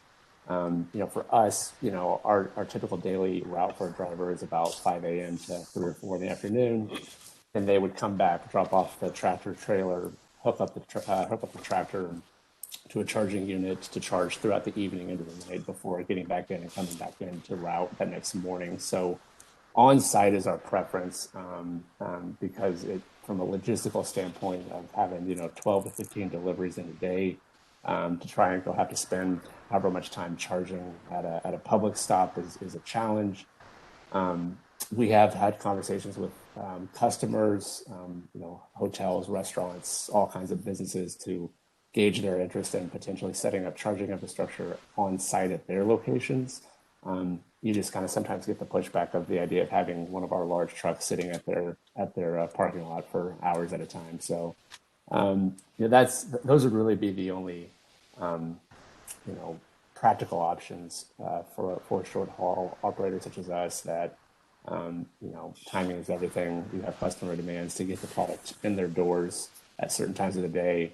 The ability to kind of have to go to a public stop to charge for hours of the day would be a difficult thing for us to work into our scheduling. But the ability to do it on site at our warehouses in our yards overnight is just the most practical use. One thought is whether there might be a dual use application possible for the public during the daytime. If you guys leave at 5 a.m. and don't come back till 4 p.m. or something like that, there might be a dual use potential, but people would have to need to be at your warehouse. So not clear that would work exactly, but yeah, but perhaps we could follow up offline, or you could share some further thoughts and comments. But we will be developing concepts to help incentivize electrification of freight and delivery application. Thank you. Great. And thank you, Bradley. And the next hand I see is Norm. Yes, can you hear me? Yeah. Loud and clear. Yeah, so it's almost been hard for me to climb up the weeds. I was just systems analyst, and data is orders of magnitude more value down at the other. So my question, You're losing Norm. Oh, yes. Norm, we are losing you. We have not been able, we can't really hear you. You're in and out. Yeah, do you want to type in the chat? You can type your comment in the chat. Maybe he can shut off the video and just speak. It might work. Yeah, that might or help. Turn off your video and I'll just try do to that. talk. And try Sure, hold on. Okay. Can you hear me? Yeah, try again. Do it again. Can you hear me? Yes. All right. So as I mentioned, I was a systems analyst, and every dollar we put in up front essentially was orders of magnitude worth more. I'm assuming that you will build in a digital network in parallel with the public power network, charging network. The idea being to mine as much of the data as possible. That would be just really, really valuable to utilities, real-time data. So you could do some very intelligent things using what's called machine learning these days. Essentially, it would transform the network into something that was really, really valuable over time. I know ODOT has a background with TripCheck in setting something like this up. Obviously, there are lots of issues, including the biggest one, which is security, making sure that there's a secure network protocols everybody understands and operates under. But there's, in my mind, no greater value than getting a digital network in parallel with the charging network. Thank you. Thanks, Norm. And the next hand I see is Eric Strid. I'll try with the video here and tell me if it's working okay. I think all these policies are useful, but prioritization seems like it ought to be to get the volume of chargers for light-duty vehicles up to worthy of 10% of the fleet being electrified by 2025 and 30% by 2030.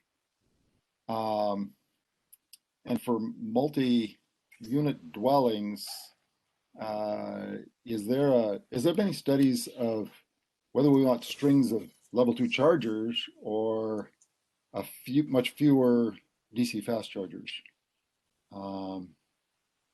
for multi-unit dwellings?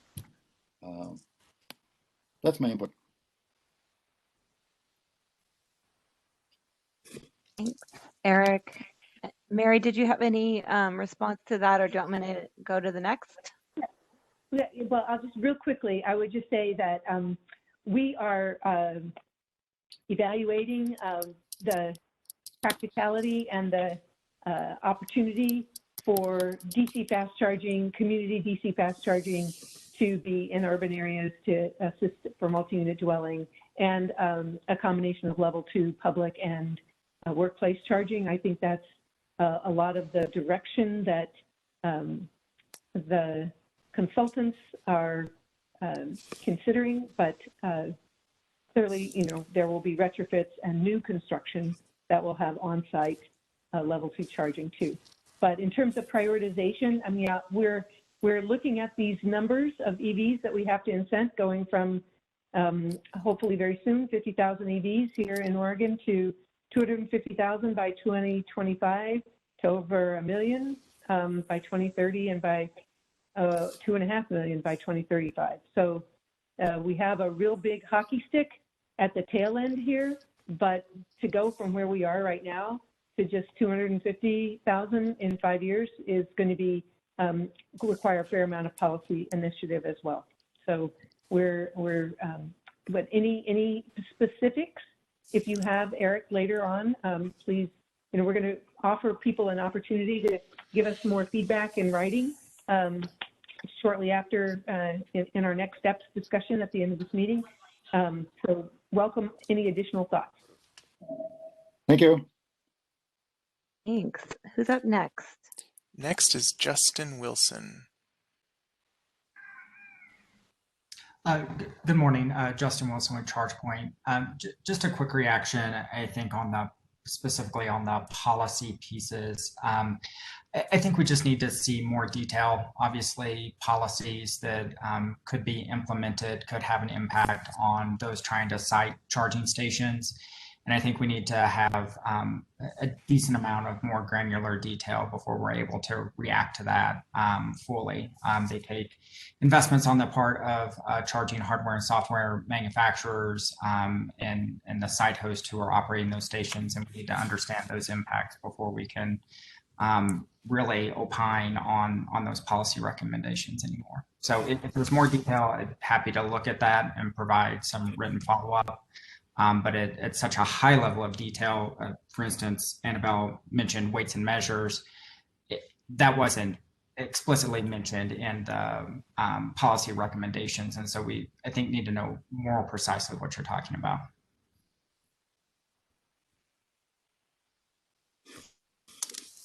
Understood. Right now, we're trying to get policy concepts out there in a variety of different configurations that incent a variety of different charging infrastructures needed for different use cases. But what I would do, again, is say, even without seeing more detail, it would be helpful if you have specific suggestions for what you would like to see incentivized in the policy, to share that afterwards. Thank you. Thank you, Justin. And next, it looks like we have a representative from Flex Charging.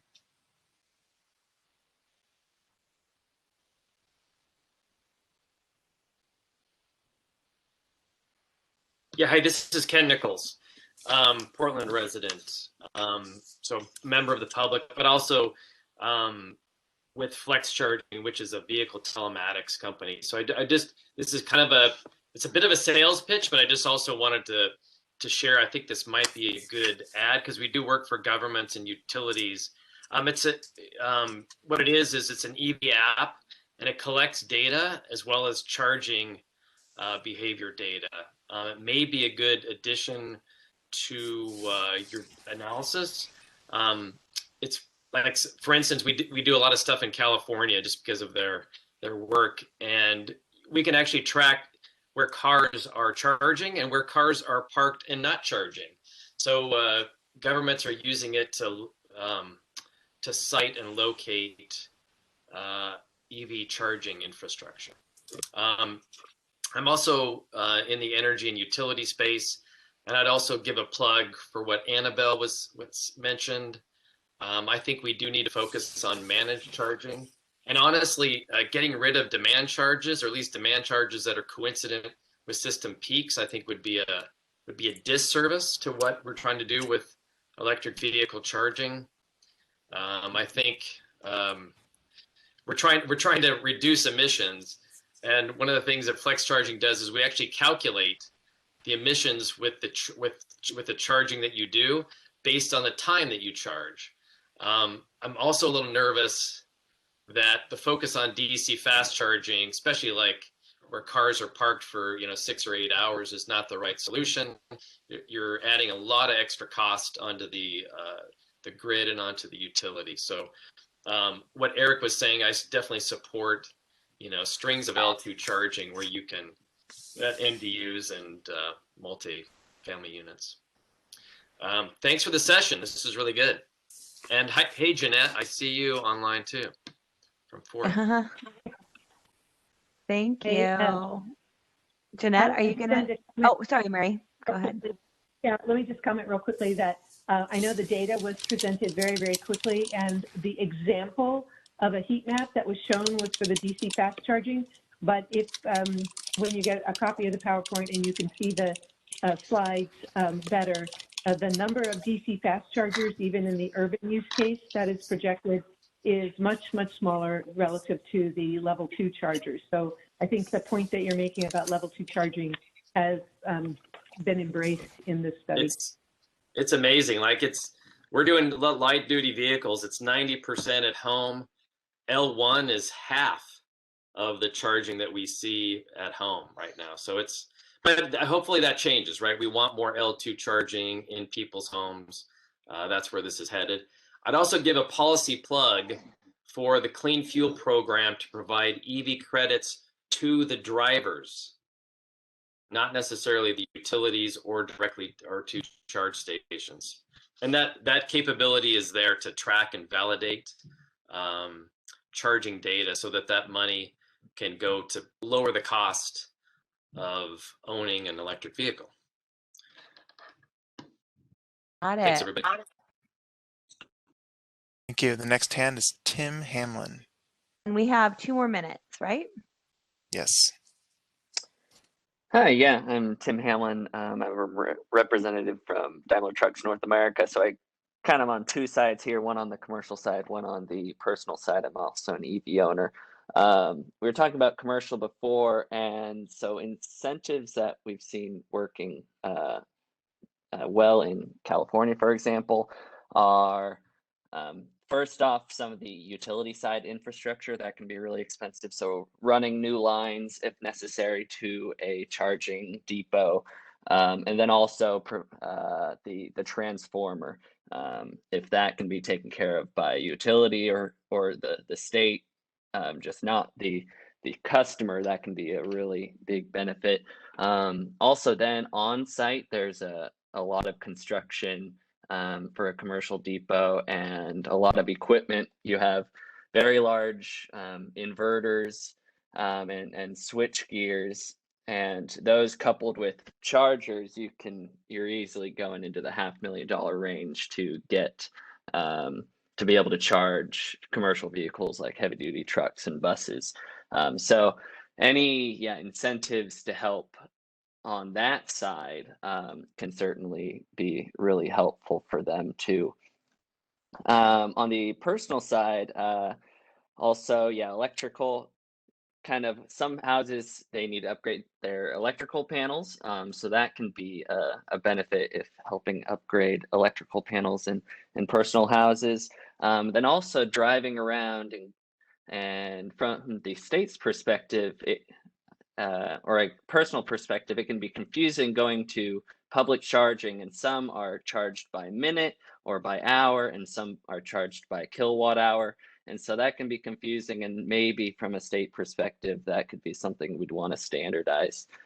I've also got one last point actually on both of those, but I'm not sure if you guys have included in your models, but megawatt charging is definitely coming up the pipeline. So I don't know what your models show for kind of the highest charging level, but definitely for commercial vehicles, we will be seeing megawatt charging in the future. Thanks, Tim. And we do need to go back to the big room now. Steve Bartel and Eric Smith, if you want to put your comments in chat, we will grab them even when we're back in the big room. Sorry, we ran out of time, but we're going to go back now. Thank you all for your comments, and I encourage you to follow up when we give you the opportunity. Stacy, do we need to do anything to go back in the big room? Or we just You know what? It looks like we're 48 seconds. It's counting down the last minute now. I think we're we got a little bit more time. So just to reiterate what Mary said, we are going to be asking for written comments back at the end by Monday the 15th.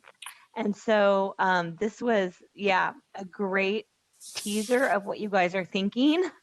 And we have taken notes that will go into the meeting summary, but please think about this more and provide your written comments via email that you'll get at the end.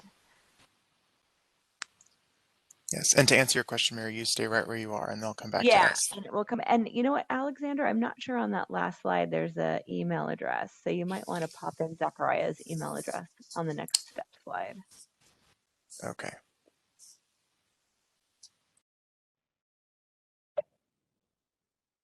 And Stacy, that email address is for comments folks want to send in? Yeah. Yeah. Great, yeah.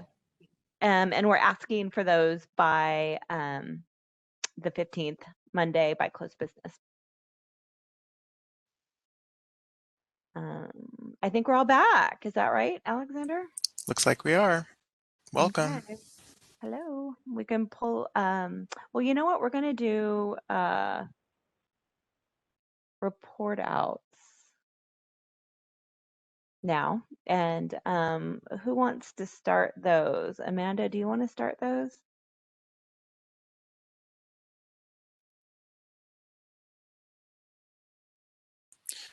I can. So I was wondering, Lynn, if you want to take the lead for our group since you were the chief note taker and can summarize some of the points quickly. Sure. Yeah, I think the general consensus was the list of policies was pretty comprehensive, nothing really missing that was glaring. And then we had a nice free-ranging conversation. I'll hit some of the highlights here. Talked about siting as a real challenge and kind of gets to the overall soft costs of figuring out sites, expanding beyond state property to federal and county property, leveraging Oregon senators to get more stuff on federal property. We talked about, really making sure level 1 was a charging option, especially in rural areas, as it's the cheapest. We talked about the importance of the tourism industry in a lot of these localities, and almost a preference for level 2 there. They want people to stay and charge and eat and spend money, rather than charge and run with the DC fast charging, plus level 2 is a lot cheaper. We had a back and forth about developing standards, thinking regionally. If it's not a national standard, that might be a big lift to think regionally, especially for areas where people are commuting to other states, for example, into Idaho or British Columbia or Washington State. And let me see if there are any other big things here.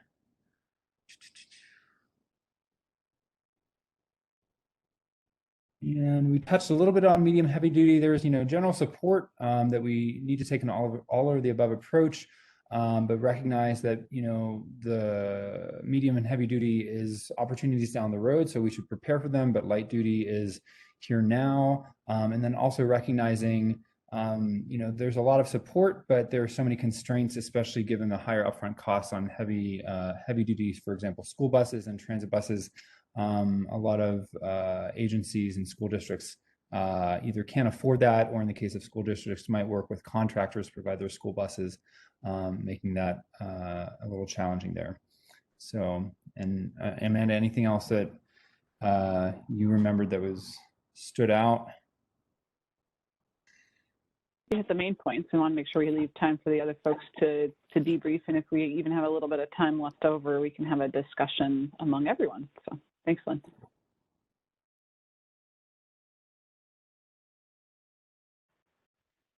So Stacey, I'm not sure of who were the other facilitators. Mary, maybe in the group that you were in, who's the facilitator for that group, or report Mary. outer? It's Mary and I. I can start, and maybe Mary, you can jump in.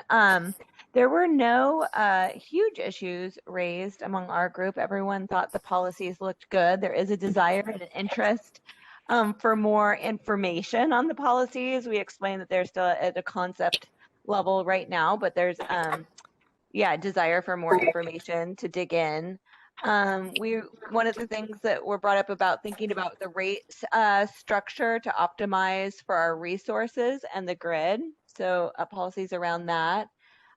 Incentives are needed and helpful to address infrastructure needs for overnight depot charging for short haul and delivery. The costs upfront for that are going to be incredibly great. My notes are so messy.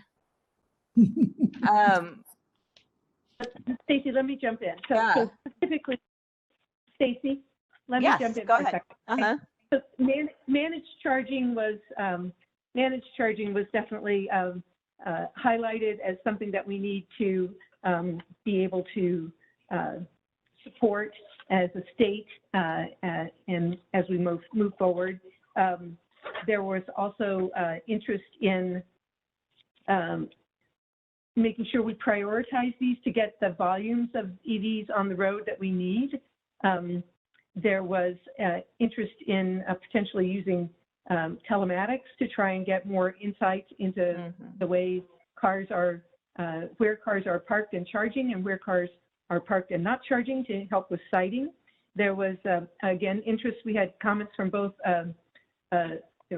Cisco for freight delivery and Daimler for long-haul trucking, talking about utility side infrastructure support could be helpful, and other on-site private site support. And Daimler pointed out we're going to be needing megawatt charging and wanting to make sure that that's included in our modeling efforts.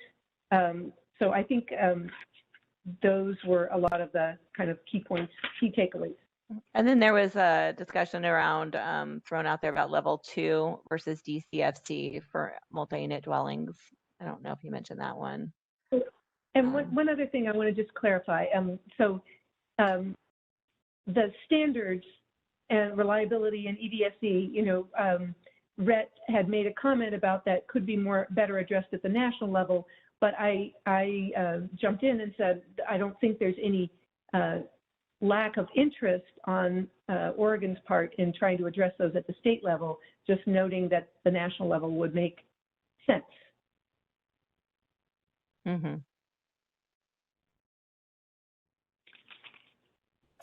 So Zechariah, you want to talk about your group? Yeah, I can. So general notes. Our group felt like some policies on freight were missing, and then important to just understand how these policies will be funded. Another comment was that public charging is important, but it's not everything. We need to focus, for instance, on transit and school buses. Public charging won't necessarily be of a benefit for them for those use cases. And then a question was, will low interest loans actually enable corridor infrastructure development? Will it actually move the needle? Are we at a point market-wise where that would move the needle? So a question for us to address. Juan from Eugene Water and Electric Board mentioned that mandates should be considered as a addition to such a policy. Using ratepayer funds is particularly challenging because of low income homes and just the equity issue. Why, if everyone pays for electric charging, but there's only 2% adoption rate, then that means only 2% benefits while everyone else chips in there. So definitely an equity issue that needs to be addressed. Policy for permit streaming is important. Make things as predictable as possible. For the specific use cases we are assigned corridor, demand charging alternative is really important there. And then for transit and school buses, we discussed whether such a high cost of investment, almost several hundreds of thousands of dollars for one vehicle, is it the best use of public funds? One suggestion was for state agencies to collaborate and have a menu of options for districts and agencies to review and consider what options they could take. Maybe using renewable diesel is a better alternative to retrofit their fleet rather than investing in a whole new set of electric buses. Wayne, I don't necessarily see you, but if you're there and want to add anything, feel free to jump in. I am here. Sorry, I somehow I ended up in virtual meeting purgatory for a while, but I found a way to rejoin. So I'm not sure I heard everything, but one other thing that was mentioned, I think, was related to demand charging and the fact that, let's see, where is the point here? There's a benefit in creating a rate structure for DCFC stations. The correct way to charge a customer is probably not a demand rate system, especially in a corridor kind of environment. So some consideration needs to be given to that in the context of policies on down the road. Thanks, Wayne. So I'm going to move to Shen. We have a couple more groups to hear from. And Shen was the note taker in his group. You know what? I can do it for Shen if that's okay with you. Go ahead, Britta. I would just say the philosophy from our group was that no perfect list can't be approved upon. And so we had an awful lot of additional brainstorming ideas to sort of make sure that we wanted to make sure got voiced at some point. We talked a lot about redundancy. We just have to look at the redundancy requirements going forward. We're no longer in a pilot phase where just 1 or 2 stations at a site or charge cords is enough. We talked about viewing state guidance to utilities through different lenses. There are the IOUs, and then there are the consumer-owned utilities. And we really have to sort of treat them a little bit distinctly to make sure that we're getting this right. We talked about battery storage or battery-attached storage to go with some of the charging stations. We turned that into actually a more broader conversation about the value or adding value to resiliency solutions through EVs, not exacerbating issues or making problems even worse. So sort of looking at battery storage, looking at resiliency, looking at what happens during power outages, this whole sort of area of what kind of solutions are we asking for. We talked about making sure that EVs are on the state bidding list. We're not sure that they always are, and we have to start somewhere where those things are actually happening, even though there's state guidance to make sure that we're buying EVs for our fleets. We talked about needing to probably update operations and maintenance costs of EVs. I know it's a little bit departure from from infrastructure, but sort of this is what is on everyone's mind. Our 2 areas of focus were micromobility and also commercial goods movement. And so when you think about commercial fleets and so on, operations and maintenance is a big deal, and it's changing quickly. And so just analysis around that would be good. We talked about using power poles for level 2 charging or for micromobility solutions, because in the conversion to LEDs, there should be some excess capacity perhaps or energy at some of these sites. We talked about also connecting commercial vehicle electrification with last mile solutions like micromobility in some of our communities, not every community, but in some of them. Just look at the connection points here, and can we sort of leverage the 2 solutions? And then looking more carefully at e-bikes And can they use bike lanes? So we need to be careful about policies or clear about policies as we're moving to more e-bikes, just make sure we're clear about how they can be used and where, and hopefully everywhere. And so we want to get that right. The other one is in addressing rural charging, which was on one of the lists. We ought to be looking at what ITC Holdings has suggested to the FERC, and they're waiting for approval any day now. And that is tapping into high voltage transmission lines to maybe drop in rural communities down to DC fast charging stations, a way to get power and tap into something that's there. There's precedent for it in other areas, but maybe not yet in EV charging.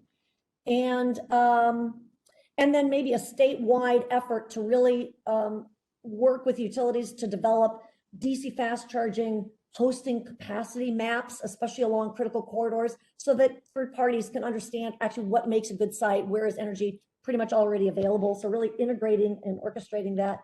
And then maybe finally, incentives to encourage utilities to work together on maybe regional solutions, both infrastructure and maybe EV awareness and education. And so, so both from charging maps and from EV education awareness. And I'll leave it at that. Shenshun's probably got a longer list. We probably need to get to our last group because we're a little behind time now. And that would be Jessica Rikers and Chris Baim as note taker. Do you two want to report out? I think I'll let Chris take it since he was taking the notes, and I'll happily jump in if there's something that I sounds good. Jessica covered. Chris. Good. Hello. Hello. So our group was talking about disadvantaged communities. Some of the key thoughts were related to, well, first thought that there was a good spectrum of policies that were provided. We should also consider things other than rebates. Tom Ashley from Greenlots mentioned that there's been other more effective implementation strategies, including turnkey deployment and also helping with the ownership component. Also thought that townhomes aren't specifically identified in House Bill 2180, so that should be considered as well. And one of the key concerns for the local municipalities is not being able to change the building codes, which need to be done at the state level, and being able to change parking requirements, but not identifying the building requirements that need to change. And then with the building requirements as well, there's a high cost to installation initially, and so that should be future-proofed. So installing more capacity than we think we need right now so that we can have the chargers we need in the future. Anybody else from the team have something that they want to add in? Oh, I'll add that there was also input that as we're rolling out the work that we want to do in policy in these areas, that there's a need to work with the individual communities to get their input on best practices and understanding what they need in order to figure out what role they think electrification can play in their communities. This could be anything from just looking for providing materials in other languages to working with the community to understand what their specific needs are for infrastructure within the community and how they might want to interact with that. If anybody else wants to add to that, I just wanted to make sure that was flagged as well.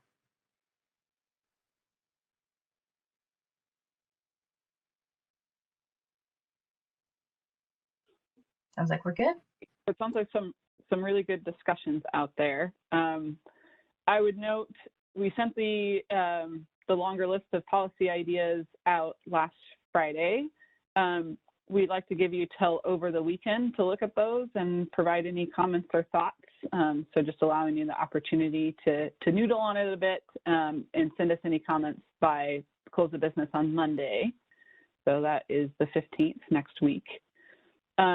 With that, I think we probably need to transition into the public comment period. Is that right, Stacy? Yes, Amanda, and I want to make one clarification. We told our group, which was the public group, that they could also get us input back by the 15th. They don't have the bigger document. Is that something that will be posted on the website shortly, Zachariah, as a meeting material? Yeah, request has been sent, so it should be out momentarily. Okay, thank you for that. Yes, we're going to transition to public comment. And I have a question. Eric Strid, did you want to make a comment or did you just chat your comment? Maybe you can unmute and let me know. I'd love to make a comment. Okay. Go ahead. Yes, go ahead. Short story is to hit the SB 1044 fleet targets, you're going to need chargers much faster than the SB 1044 sales ramp would imply. Basically, we need like 40 to 50% EV sales by 2050, not by 2030. Good news is the latest production capacity out there from the leaders looks like 50% EV sales will occur around 2025. That's because EVs are a classic technology disruption. It's driven by large and increasing cost savings. Obviously, the operational savings and the capital cost crossovers will be crossing over for passenger cars within about 3 years and 8 or 10 years for all LDVs. In a technology disruption, market shares are all reset to zero. All suppliers are locked into an existential race to regain their customers. We saw this with smartphones. Remember Nokia, Palm, and BlackBerry phones? They're all gone because the new technology from Apple and then Android pushed them out. The early adoptions go exponentially. That means we tend to overestimate the early progress and underestimate the longer term progress. Now, I think we should be especially understanding of the leaders. Tesla had 79% market share in the US last year. They have a beautiful integration with their superchargers. They're about 5 years ahead of the others and a perfect model to just emulate what they're doing. Tesla is roughly doubling their production capacity annually. They're cutting their production costs and increasing the capacity with their battery technology and their assembly technology, and they're selling everything they can build. There's not an awareness problem there. The other leaders I expect to see is VW Group and China, not Ford and GM. So I expect 50% EV sales by around 2025. Some implications for us. Your business as usual needs to be updated. The impacts to clean fuels from all these EVs need to be updated. But we need to plan for many more chargers quickly and get the building codes going. Thank you. Thank you, Eric. Thank you. I don't think there's any other public comments, Amanda, but I do know that Zachariah needed to read a couple that we received ahead of time. Stacey, I just want to make sure I see 3 hands raised in the participant list with Flux Charging. You know what? Steve I think Bartell. those were from my breakout, from the breakout group. Is that true, Steve? And was it Ken is Flux Charging? Were those hand raises? They were, yes. Okay, thank you. Hey, I did have a question though about this policy list, and then Jamie's asking where should we send input. I have the same question too. So is this on the website? Right here. Zachariah Heck is where you can send your comments to, and the policy document is going to be uploaded to the website later today. And actually, can you put the website in the chat, Alexander? We'll put the website in the chat because it doesn't have a catchy title. It's long. So we'll put it in there so you can cut and paste it. Oh, Zachariah beat you to it. Thank you, Zachariah. This is Steve Bartell. Yes. Hello? Yes. Do you have a comment? Yes, just a quick comment. Since there are a number of countries out there that are years ahead of the US on their EV process, I think it would be worth our time to do some research on how they navigated this process, and also reach out to some of the countries, and so that we aren't reinventing the wheel. Mm-hmm. I think they're way ahead, and we could learn a lot from their progress. Thank you, Steve. That's all I have to say. Thank you very much. And I saw you have a written comment to that too, so it's definitely in the record. Thank you. Okay. And this is Eric Smith. I had my hand raised, but I haven't been called on yet. Okay. Yes, go ahead, and maybe a couple minutes, just a minute or Very two. simple. Yeah. So Eric Okay. Smith's Semiconnect.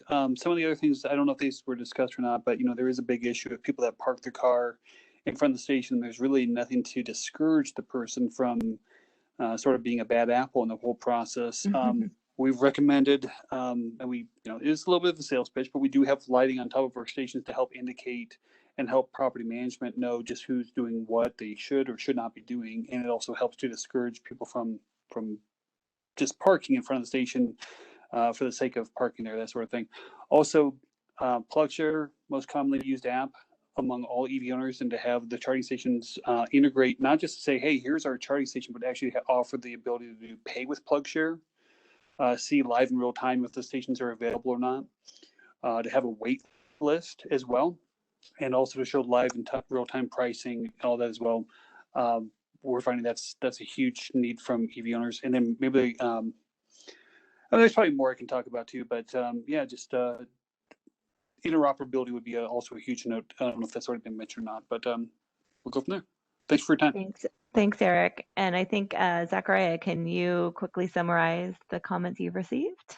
Yep, sounds good. And these will be posted on the website as well. So 3 comments we received. One discusses property taxes, the impact of putting a DCFC charger on property and the increase that will do to property taxes and maybe the barrier or the burden this would create for installation there. Another comment was on waterways as a means of transportation, the Frog Ferry, electrifying ferry system in the Portland metro area. And then the third comment being addressing rural and corridor charging needs, and just simply more chargers, please. That is it. Thank you. Thanks, Zachariah.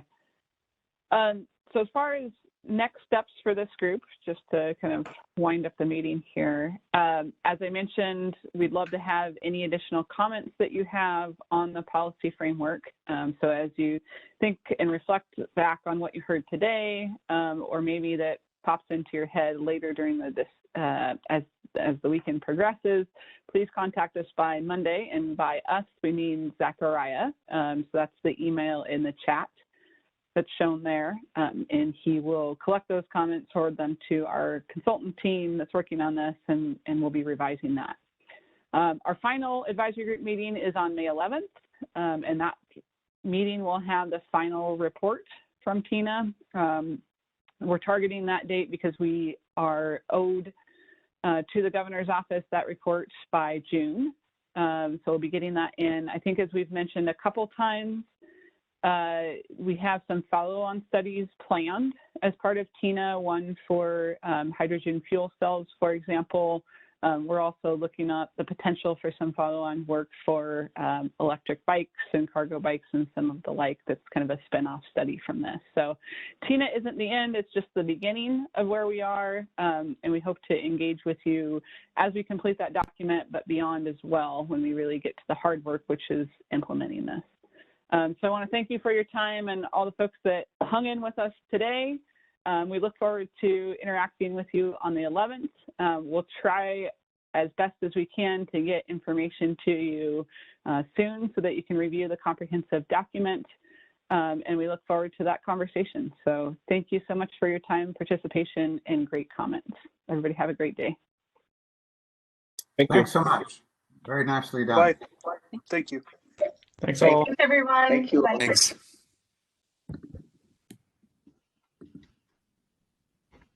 Thank you all for all your participation and comments. Great thoughts.